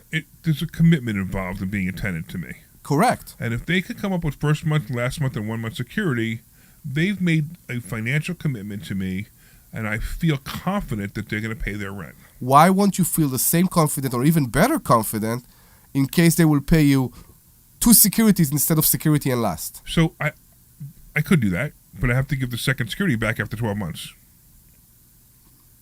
Again, it's not terrible. It's not terrible. I have to give the second security back in 12 months. I could do that. Now, what I'm really looking for, honestly, is I'm looking for someone who can do that. It's more important to me that they can give me first month, last month, and 1 month security than the fact that they have good credit. If they could come up with the money, I believe that they're going to be a better tenant. And so far, in 43 years of doing this, that's proven correct. So I want to give you a scenario. Sure. Okay? You have a tenant inside. Maybe they're there for a year. Maybe they're there for 4 years. It doesn't really matter. Okay? And come the last month, okay, and you don't hear anything. Actually, you don't hear anything since the month before because they paid the month before. Right. You're good. come the month right now and they don't hear anything. Right. And you want to make sure that when they leave, they actually leave in time when they say. Also, you want to make sure they're leaving you the house the way it is. The last month come to an end, you go to the house, and the house is in a very, very bad shape. Okay. Now, in your case, you have only one option. The last month rent, you have one security, that's it, and that's what you can use. That's correct. I want, in the last month of rent, to still get the rent and to still have the wiggle room of 2 months but at the end. You need to understand that in Pennsylvania, if you take 2 months security after the first year, if they pay their rent on time, you have to return that month security. So same thing with the security and last. The problem is they're questioning. Are 2 different things to me. I know, but they're questioning it in court. That's the thing. So to me, the rent, I'm getting rent in advance. Yes. It's simple, right? And that's what it is. That's how I treat it. You have to know how to compartmentalize every single thing you do when you're a landlord. There are landlords out there. I'm not going to fix their refrigerator until they pay the rent. You can't do that. That's illegal. I'm not going to fix their heat until they pay the rent. You can't do that. It's illegal. Fixing the heat is a job that you must do as a landlord. Collecting the rent is another job that you must do as a rent landlord, and neither one has anything to do with each other. So it's the same thing as a tenant. The tenant says, I'm not going to pay the rent until you fix the heat. Well, I'm going to fix the heat anyway, but if you don't pay the rent until you fix the heat, you're going to have a late fee, or you're going to be evicted. I don't care which, but the heat will be fixed because you just told me about it. Give me 24 hours to work on it, and I'll do what I can to get it done. But if you don't pay your rent today, tomorrow's the late fee if it's the 5th or the 6th. Give me your list of the thing that you will fix in a house even if a tenant don't pay. I don't understand the question. You still I'd have rather to give fix you the it. list that I won't fix. Okay. You want to give you a list I won't fix? Sure. The washer and dryer. Okay. That's it. Will you go to replace a kitchen knob for a tenant that is not paying? So I would ask them what happened to the kitchen knob. Yeah, I get it. Right? You're talking about something completely different. If the kitchen knob broke off, I would say send me a picture of it. And most of the time, you know what it is? Most of the time, the screw unscrews. Mm-hmm. And you can see the picture, right? But if I see that the door's broken, I'm going to say, hey, what happened to the door? And they're going to say, well, my kid was playing and blah, blah, blah, blah, blah. I'm going to say, okay, just understand, I'm going to send a repairman out there, and whatever it costs, you're paying for. Or you can hire somebody yourself. I don't care. Okay, but if the thing unscrewed, I'm going to try to help them to screw it back in. If they can't do it, then I'm going to send somebody out there and they're going to screw it back in, and that's life. To me, when a tenant doesn't pay, and normally it's more than 1 month if something like that happen, structure, heat, hot water, running water, plumbing, full stop. Everything else, I ignore. And maybe I'm going to ignore a knob on a door anyway for a little while. I mean, I'm going to try to see if they can fix themselves or whatever. But you just said, you basically just said the same thing I did. I mean, what else goes wrong with a house? Ooh. So tell me what goes wrong with a house besides the list of things you just said. So I have a tenant that actually I'm surprised. She's my tenant for almost the 5. The toilet doesn't flush, right? 5 years now. Are you No. call a plumber if the toilet doesn't flush? So she's a bit. She's through an organization and she's a bit mentally. I got you. Yeah, mentally challenged. Mentally challenged. Let's say that. Okay. She's a very nice lady, but sometimes it's very hard to communicate with her. She refused to fill up the form for the organization because I didn't fix her screens. Well, that's great. Just say, no problem. We don't get. I would send her a text message. If we don't get paid next month, you will be evicted. I communicated with the organization. They are very nice. They understand. They're working with people that are mentally challenged and all that. And I said, listen, this specific screen was fixed twice. And I didn't say anything. I sent my handyman. He put new screen. Everything was fine. All good. This is the 3rd time. The same screen. Why? What's going on? Is the kids pushing it? What's going on? It's unacceptable. So if she don't want to pay for that, that's fine. But I'm not willing to keep sending somebody to fix a screen. All right. Well, but you said that the woman's not going to fill out the paper until you fix the screen. Mm-hmm. Well, those two are not connected. Yeah. In my mind, they're not connected. I mean, if the woman says to me, "I told you to I fix got the you. heat 5 times, and it's now 15 days into the month, and you haven't fixed the heat yet," I'm going to hold my rent back. That's something else. That's very different. Yes, very, very different. Right? You're correct. If she called you on the 1st, they say the heat doesn't work, and on the 2nd you send somebody out there, and on the 3rd they order parts, and on the 5th they did blah blah blah blah blah. You are 100% And by the 7th right. it was fixed. Look, I did everything I possibly could to get this done. I'm sorry, your rent is late. This was reversed. But if I ignored her, Yeah, you're right. if I ignored them and didn't do that, that's one thing. Debbie must be bored. She could be bored. It's just, yeah, okay. Yeah, you could chime in any time, Deb, if you're bored. Okay. Would you- Usually would when you I like- chime in, I get cut down. So I'm just You get gonna cut down? Yeah, I try to make some statement, and either I can't get it through because Omri interrupts me or you interrupt me. You're so not I'm allowed- just going with that, and I'll just. I'm going I'm with j- Omri interrupting because he just did. So go ahead. Okay, so I will just go on my phone and look at whatever I have going on in there. Okay, so that's come on, fine. come on. No, it's fine. You guys can Say- continue your conversation, and it's fine. How much time do you everything need? I do with my landlording apparently is wrong anyway, so I'm just gonna go with that also. What are you talking about? I don't know, because every time I don't know if it's good or bad. At this point, when somebody texts me, I'm like, Larry, how do I respond? Because now I'm scared to respond, because if I don't respond the right way, Because you Larry's respond like, emotionally. I don't respond emotionally. You do too. I do not respond emotionally. Okay. All right. Okay, Larry, I respond emotionally. So now I'm either too stupid to answer a text. So I'm like, well, how do I respond to this? And then you get annoyed that I ask you how to respond. And then if I don't But I respond, don't get annoyed because you asked me. I get annoyed because you should know. if I respond the way I want to respond, then you yell at me for it. Okay. So I either can ask you, right, so you let's- get annoyed at me, let's go at it. or I Yeah, cannot example. ask you, and then you still get annoyed at Let's me. go at So it. either, you either way, you I'm keep done. looking at your Let's phone. Do you go have at an it. example? It doesn't matter. Please. I Yeah. told you I had a problem with one place where they had flies, so I had somebody go out, and I had to replace a washer this morning. So I replaced the washer. It'll be coming out next week. Well, flies. Tell me about that one. Yeah. I don't know. They kept saying that they had flies in the kitchen, and I'm like, I'll send somebody out. So I To sent do somebody what? To see where they're coming from, and it turned out Flies? that there was a dead rat or something in the basement. So they must have been. I'm like, Dead so- rat and flies are two completely No, different the things. Flies came from the dead rat because the flies were eating a dead rat, and that could be, that's unusual though. I got you, but is there a dead rat, or are they assuming there is a dead rat? No, the guy who came out to service it said there was a dead rat, and that's where the flies are coming from.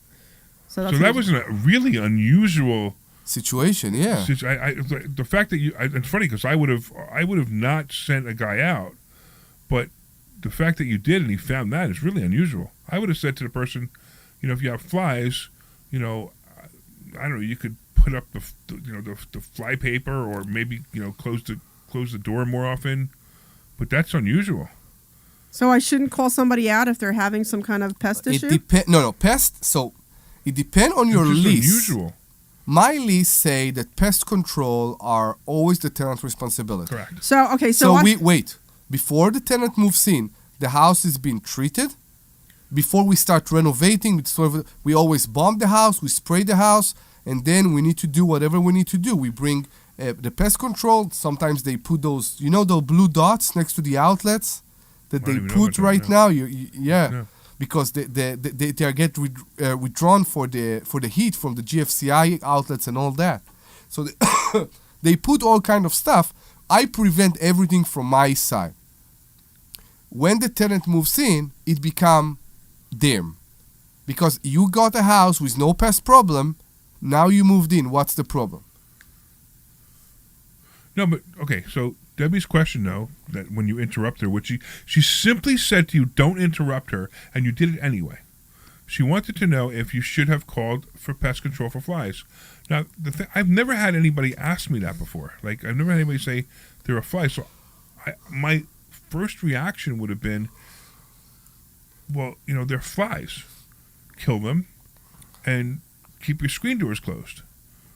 That would have been my first reaction. So when you actually said that you sent somebody and they actually found something, that surprised me even more. Yeah. So that's the second time that happened, because I had a place in Philly, and I had just rented it out, and they said that there's larvae, that the ceiling in the bathroom is all all stuff is coming through, and there was larvae coming through, and I'm like, and I sent somebody out, and there was a dead possum got in there somehow and was decaying. So this has happened to you twice. This has happened to me more than once. Wow, that's amazing. Okay, so then I guess you had experience with it, and that's why you called them. But that's just so bizarre. So bizarre. But okay. So, but I mean, you obviously did the right thing. You actually did the better thing than I would have done. So you obviously did the right thing in this case. What? Nothing. Like part. I don't know if I want to even tell you this. Like part of the reason is with this tenant. I've had a lot of issues with this tenant, and they're supposed to be leaving at the end of the month. Right. And at this point, I just want them to leave, and I just I agree. Want to keep the peace, and I don't want to make things worse. I just want them to get out, be done. That? This isn't DuPont. This is the hardest one I have to rent out. This one. And, I'm not excited about them leaving, but I just can't wait for them to leave. Because the guy has mental issues. He is very stressed out. And somebody broke into his car and broke the window. Somehow that's my fault. And I'm like, I'm really sorry to hear that. Then he lost his job. And I'm like, I'm sorry to hear that, you know. And it's just like one thing after another. And what's interesting is I have his sister renting from me in Monroe. And she's a dream. An absolute dream. Isn't that funny? She's like, hey, I had trouble with this. Can you help me? And I'm like, yeah, sure. I'll take care of this right away. And she's like, thanks so much for helping me out. And I don't really hear from her unless there's some kind of weird stuff going on. She was the one who I had trouble with the noise. Remember, I had trouble with the noise. Yeah. So it was her. And I'm like, you have a problem, call the police. I don't know what else to tell you. Sure. Have a conversation, blah, blah, blah. But her brother is mentally unstable.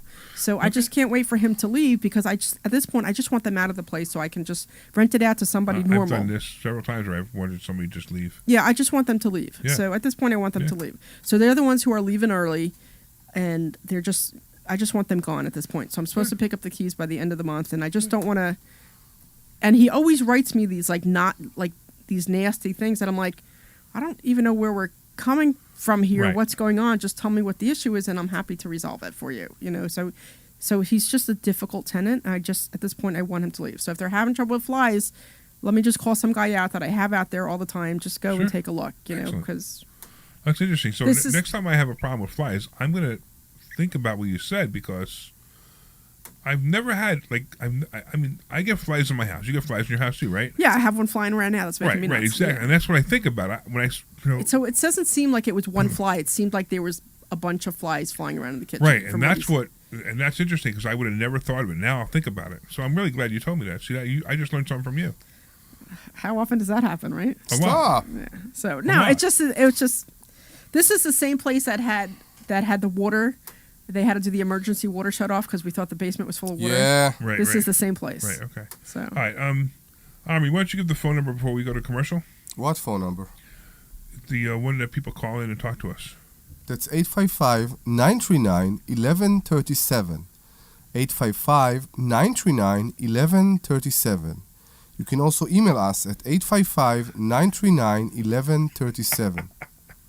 You won't get it, but try. 855-939-1137. All right, we're going to go take a break so I can look at my phone, because everybody else gets to look at their phone and I don't. Yes, do it. Hey, this is Larry. Clear. How many times are you going to listen to my voice before you finally go to investorschooling.com? I can't believe you haven't signed up for a class yet. You're going to learn real estate investing. You're going to learn stock options trading. You're going to learn things about money that you didn't even know existed. Go to investorschooling.com right now. What are you doing? Oh my goodness. This Thursday, investorschooling.com, and take that free class. See you there. Larry moaning. Hey, this is Larry Steinhouse with Investor Schooling. Did you know that there are a lot of altruistic reasons that you should become a real estate investor? No, that's right. You get to rent houses to really nice people. It's this commercial that you do. When there's a shortage and you have a house for them, they're so happy. I've actually gotten hugs from tenants. So come to investorschooling.com and you will learn how to be a landlord the right way. That's right. We have a complimentary class this Thursday night, and this way you can get hugs from your tenants too. Go to investorschooling.com. We'll see you Thursday night at 7 o'clock. I had somebody tell me that I was the best landlord I buy ever. houses. I buy houses from people that may be a tired landlord, maybe somebody who's having trouble selling their house, or maybe someone who needs to sell their house quickly. Well, all you need to do is call 855-939-1137. That's 855-939-1137. And I promise to answer the phone and help you with your situation. That's right, your house may be cluttered. It may be a house that a relative left you, or it may just be a house you just want to get rid of. 855-939-1137. Hey, this is Larry. All right, Larry. So I'll put it in the message window, but your hard out will be 5920. 5920 is your hard out. Let's see if I can adapt. I'm going to teach you a way that you don't have to deal with toilet trash. I don't know. It could be tough. Let's say 10 seconds earlier. Time. You want to? So we got one more 30, and then we'll come back, unless you want a little more. Yeah, whatever. It's fine. And take a cup. Okay. And I promise you, no toilets, no trash, no tenants. So do you see how you were This is Larry Steinhouse with Investor Schooling. Did you know that you can leverage Do you see this? How you're encouraging? to make a lot of money? That's right. all the way Stop on it, my children. phone. Teach called stock I have a food options, fetish. and I'm you gonna put can you both in Do the it corner. on air. Do it on air. using stock options. We can't do it on the air. There are cameras. Do it on air. All right, we're coming back. Wait, what do you mean do it on the air? This Thursday, and I'm going to teach you that and more. InvestorSchooling.com. That's InvestorSchooling.com. We'll see you there. This program is paid for by Investor Schooling.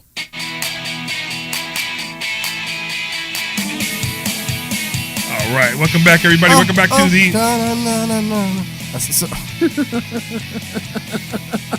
Welcome to the Larry Steinhouse Gets Interrupted by Omri show. Oh, man. We need to do this music all the time. I know, it's great music. This is the best music we ever had. You like that music? Very much. Can you do it again, Glenn?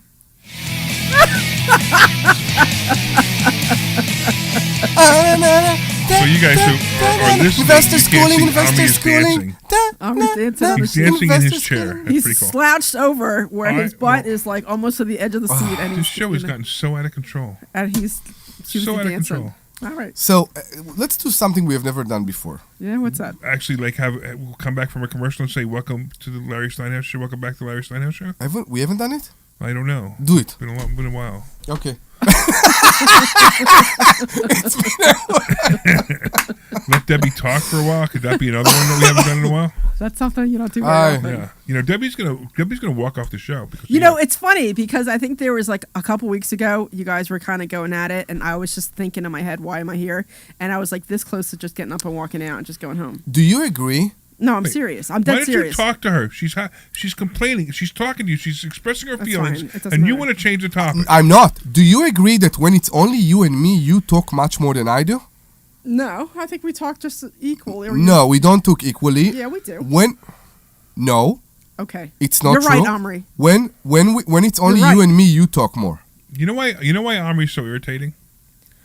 Because he doesn't understand that when Debbie's upset, he doesn't understand that you need to make her feel better now. Make her feel better.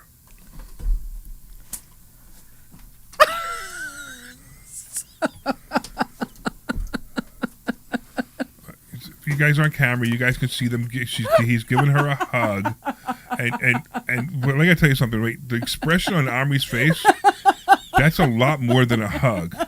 So I'm watching his hands moving up and down her back, and and Debbie's laughing and saying, "Bigger circles, and and with that, Omri ran away. No, you are many things. I'm not sure if you are a mind reader, but I just But Debbie feels much better now. See, Omri, isn't that better than insulting her and trying to counter what she said? I never insult anybody. I am the way You I insult am. people all the time, but you don't know you're insulting them. You know what's going on right now? What's going on right now? It's like Joe Biden come to me and said that I'm a bad president. What? You insult people all the time and you don't get it. No, I insult people all the time intentionally. But you don't get that you insult them many times. No, he does. No, I do. No, he don't. Yeah, I He do. gets that he does it. He does No, get he you don't does it. understand. I absolutely, with intention, say the way I say everything all the time. Okay, because you're direct or because you try to go into their heart? Both. Okay. So I say what I mean. I am who I am, and of course I came from you can say culture that people are more Aggressive? Yeah, you guys are more aggressive. Brash, you say? Aggressive. It's not aggressive. Brash. Okay. Brash. He's right. And you say things, say things that are off your mind. I mean, but that's understand part of that's that. okay doing that because I do that. But you also have to know that at the moment, Debbie was upset, and she was upset, and she was saying to you, she was expressing the fact that she almost walked off the show 2 weeks ago because you kept interrupting her, and then you interrupted her while she was saying it. Look at that look you give me. I'm just saying that it happens. There's a couple times where I just want to get up and walk out. You know? I understand, and that's why Omri got you just have to just accept what she said, and and try to help her with it, right? I mean, you gave her a hug. That was great. I love it. All right. We have Eric wants to talk about flies. So the Lord of the Flies is on. What's up, Lord of the Flies? It's the weirdest show ever. Weirdest show. It is. It's hard to describe understand from your description of the flies. Are they regular flies or are they drain flies? No, they weren't drain flies. They were big black. How do you know what a drain fly is? What's a drain fly? A drain fly is something that breeds in the pipes and creates swarms of it that you come down in the morning and you find 5 or 6 flies running around. You don't see big scores of them. You see maybe 2, 3, 4 in a day. I don't know, man. They're flies. And they got wings. crazy. They buzz around. They annoy me, and I swat at them. Right? Drain Isn't that flies what you are do, smaller. Dad? The drain flies are smaller. They were big. From what they were telling me, that there were some that were always dead on the counter. And when I was there, I saw some dead in the window that I cleaned up. And then they said that they're big black ones, that they were always in the kitchen and they were always swarming around. And there were some that were dead there every morning, even though they cleaned them up. So that told me that it wasn't just a generic fly that got into the house.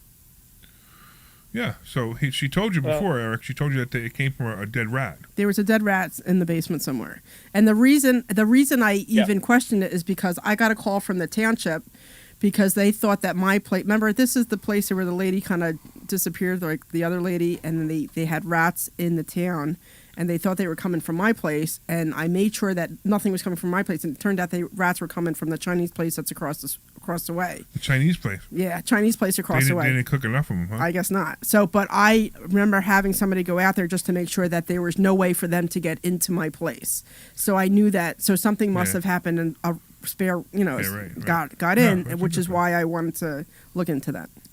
This is such a weird show. But We're talking about big flies. regular flies then.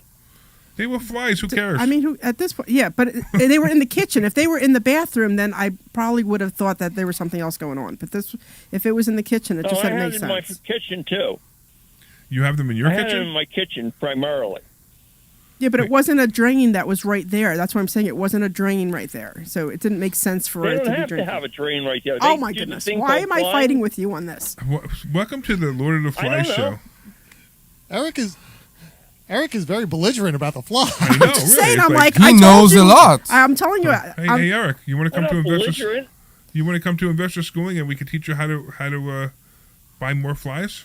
I'm just saying that I told you what I saw or what I heard, and that you're just not listening to what I heard. You know what I mean? So you're just kind of coming up with your own. So, Eric, I have a question for you, Eric. Are you an exterminator? No. So how do you know so much about flies? But I've dealt with the problem. How do you I just dealt with the problem a couple times. Okay, in your own house? Yeah. Is your house clean? Yes. Well, don't invite me over for dinner if you have flies. Well, no, I'm not inviting anybody if I have flies. But I got rid of them. All right. They were being married out of a garbage disposal. Okay, all right, I get it. Being propagated out of a garbage disposal. I get it. All right, man. We appreciate the call. Debbie's still upset. We got to get back to Debbie being upset. Oh my Lord, with you, I'm fine. I'm fine. Never trust a woman who says she's fine. Yeah, I'm fine. Leave me alone. I never trust a woman who says she's fine. You're right. And the woman just said it. Well, just because you always say that to me whenever I say I'm fine. Because you don't hear me. Are you fine? Yeah, I'm fine. Okay. All right. You want to talk about something else? Sure, let's change the subject. You want to talk about cover calls? So, interestingly enough, was it last week? My daughter came over with her boyfriend. Right. And is this the boyfriend you like or the boyfriend you don't like? Well, the boyfriend I don't like, he is scared to come to the house. Okay. And he parked down the street because he's scared to even come near my husband, which is pretty interesting. It's kind of cool. Yeah, so that's pretty funny, actually. And no, so it's the one I like. He's a nice guy. And anyway, so it was her and her... just for you guys know, she has 2 daughters, not one daughter with 2 boyfriends. Yes, I have 2 daughters with 2 different boyfriends. Well, they have the boyfriends. I don't have the boyfriends. But, so she was over with her boyfriend, and I don't even know how we got talking about it, but somehow we got onto covered calls. Really? Yeah, because that's what it was, I think. So he finally believed that I was on the radio because he didn't believe that I was on the radio because he thought it was a podcast. I'm like, no, it's actually the radio. And then, you know what I mean? Like it took a while. I don't know. I'm sorry. I'm just laughing at what Glenn posted on the YouTube channel. He wrote Time Flies, which I thought was really funny. Okay. I'm sorry. I just giggled, and I know I interrupted your story, but I'll let you get back to it. That's all right. Do you want to talk about Time Flies? No. Okay. So anyway, his mom, I think, does some stuff with the stock market. And I mentioned something about covered calls. I said that I started doing covered calls and I'm making some money at it. And he's like, what do you do? And I'm like, it's not something I can explain to you in 5 minutes. You know, you should. And I said something about coming to the school. I'm like, you know, you have a way in because it's me and you can get in and blah, blah, blah. And he's like, well, what do you make? Like $600? And I'm like, no, I make a lot more than that. And then I pulled up my Charles Schwab account and like this month I'll be collecting like $8,800. And he's looking at me like, no. I'm like, yeah, you know, and I pull out my computer. I'm like, you see this number? This is what I'm getting. Right. You know, and he was just surprised. So anyway, my daughter yesterday, she reaches out to me and she's like, what was that thing you said you were doing with the stock market? She's like, was it covered calls? I said, yes. She's like, oh, because I was talking to so-and-so's mom and she wants to know how to do it. I said, tell her to come in on Thursday night for a class. That's exactly what I said. I'm like, come in Thursday night for a class. So I just kind of thought it was funny that, you know, so my daughter, who knows nothing about the stock market, is telling other people about some of the things I'm doing. Yeah, it's kind of funny. It's like people don't understand how well, you know, once you learn it takes a little while to learn it. Yeah. Once you learn it, it's just an incredible machine. I mean, you know, the test machine that we have right now. So I put $50,000 into account January 1st, and the first month I withdrew $4,675. In February, I had $48,000 left in that account, and I withdrew $3,900. The next month, $47,000. I withdrew $4,500. It was back up to $50,000, and I withdrew $5,600. Then I was up to $53,000. I withdrew $4,800. Then it was up to $55,000. I withdrew $4,400. Then it was up to $55,000 again, and I withdrew $4,900. And then last month it was down to $50,000. I withdrew $38,4190, and of course that's a grand total of $36,906.38, or 73% profit in 7 months, and I still have over $50,000. And people don't understand that this can be done. In fact, my fund, I have a fund. So if you're an accredited investor, you could actually invest in my fund. You have to get the private placement memorandum. So if you wanted to invest in my fund, you can, and I split it with you. So if you put $100,000 in, and together we made $9,500. You get half of that. I do all the work. You get half of that. So it's kind of a neat little thing, and we teach this too.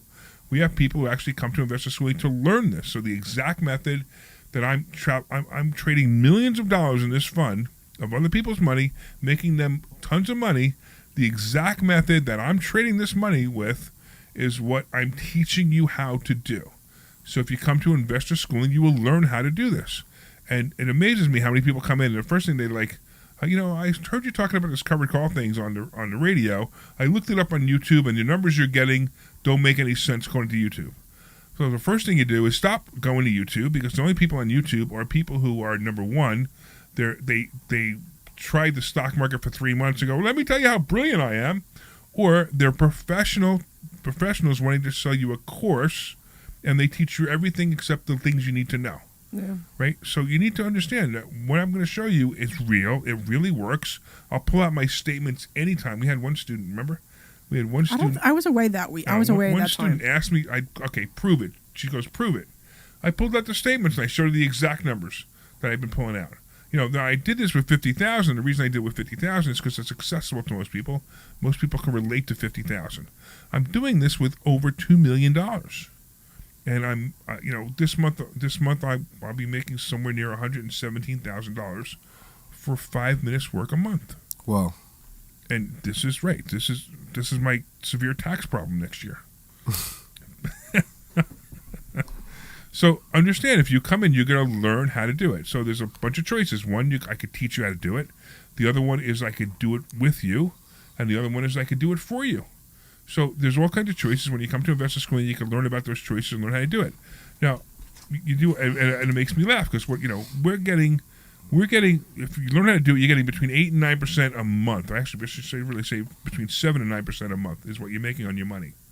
And then you got these guys selling annuities. First of all, the annuity is the worst product on the planet anyway, but they're bragging about how they're giving you 4% a year on your money, and I'm teaching you how to do 7 to 9% on your money a month. Yeah. And then you got the guy going, "Yeah, you should put your money in an annuity so you can get an income." Like, so $1 million. Think about this, right? $1 million. You have $1 million. You put it in an annuity, and you got 4%. How much is that? I'll do the math for you. It's $40,000. Yeah. Right. If you put $1 million in here, and you got 9% a month, you know how much that is? You make more than that in a month. It's almost $1 million in the year. Now, there is a little more risk than there is with an annuity. I have to admit that. You'll have to learn the risks. But I'm going to tell you right now, this blows away any annuity. And the interesting part about this is theoretically, and we proved it theoretically, you could draw off this account forever.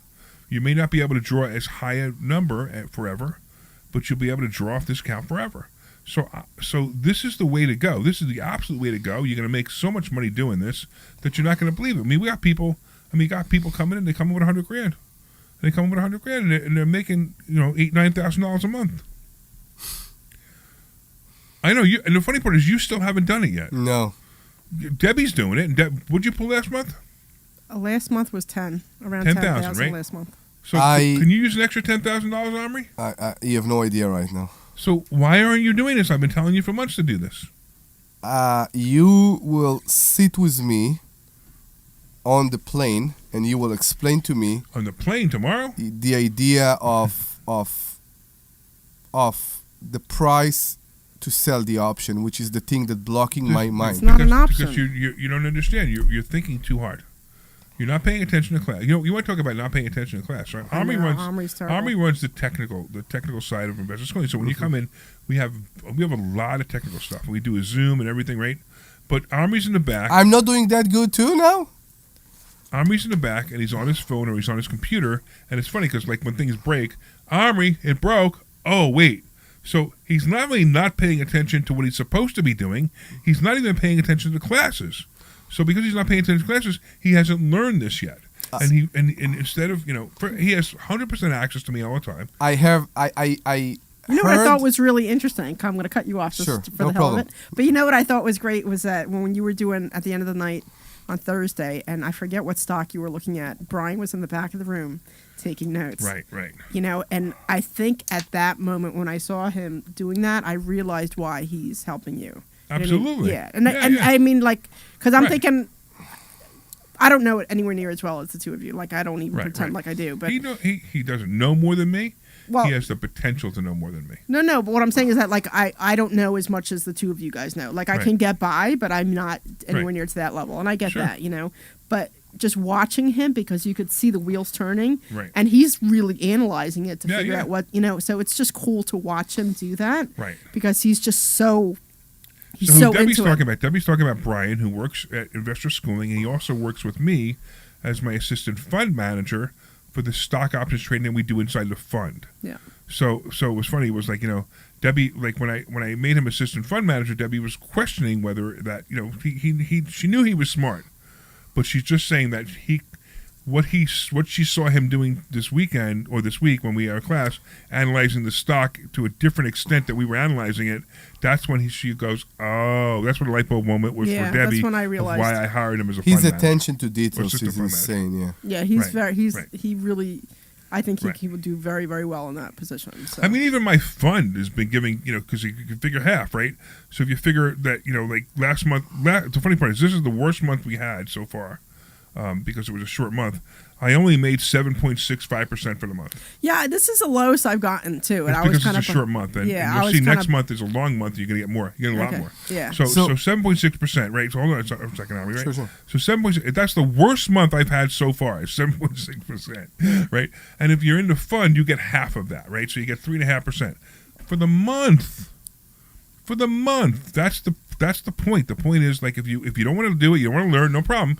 Put your money in a fund. But again, you got to be an accredited investor. It's by PPM only. You have to read the disclosure.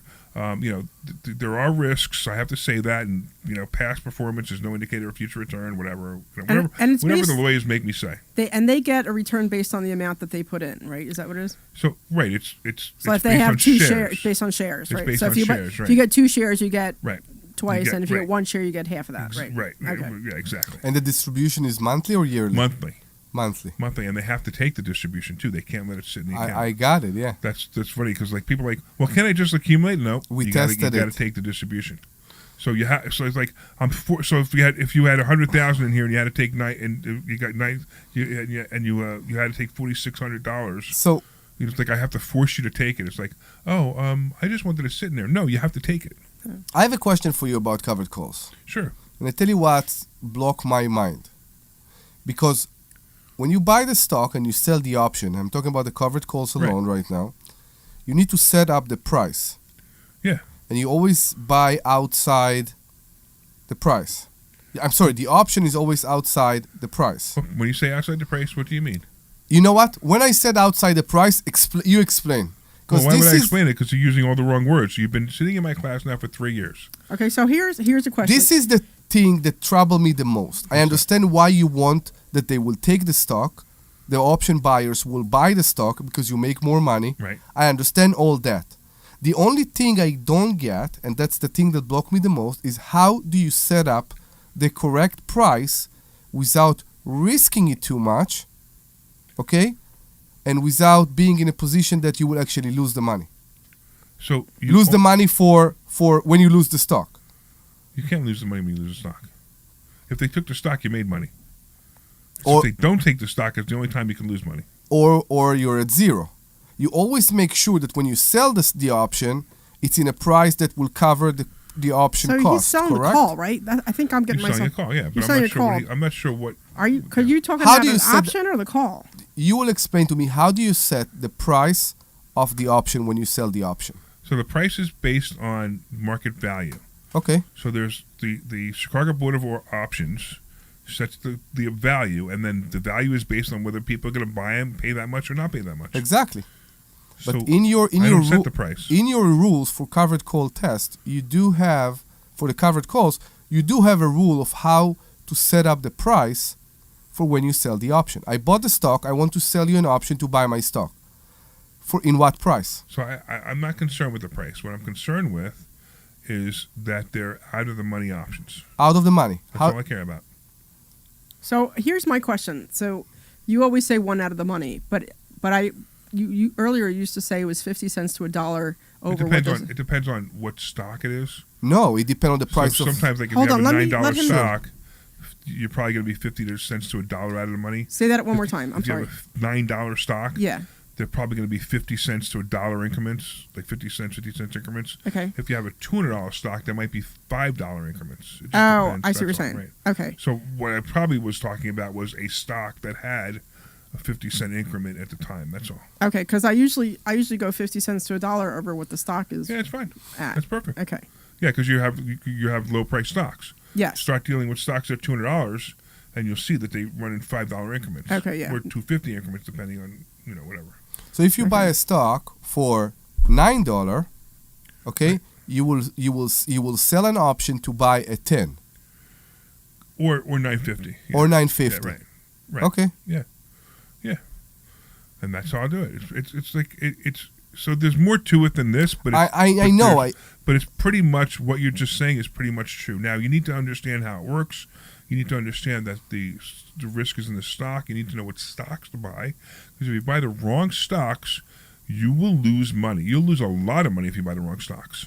Okay. So that's why you got to be really careful how you do it. The stocks that they pass a certain test, which is a very simple test.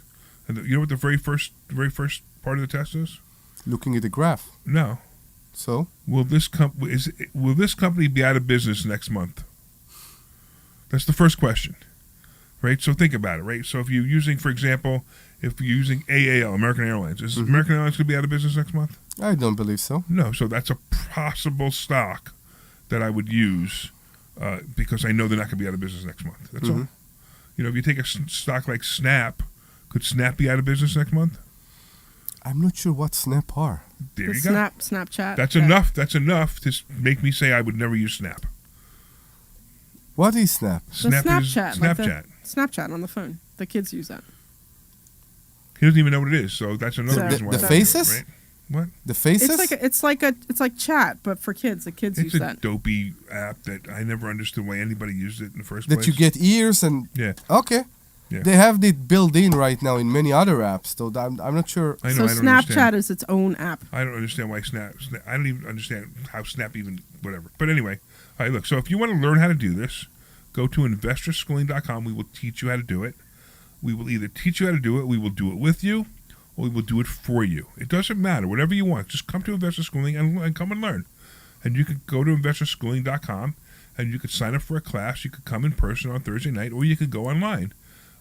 If you're local, we prefer if you come in person because it's a much more fun experience, and I'd love to, shake your hand, or if I insult you, give you a hug.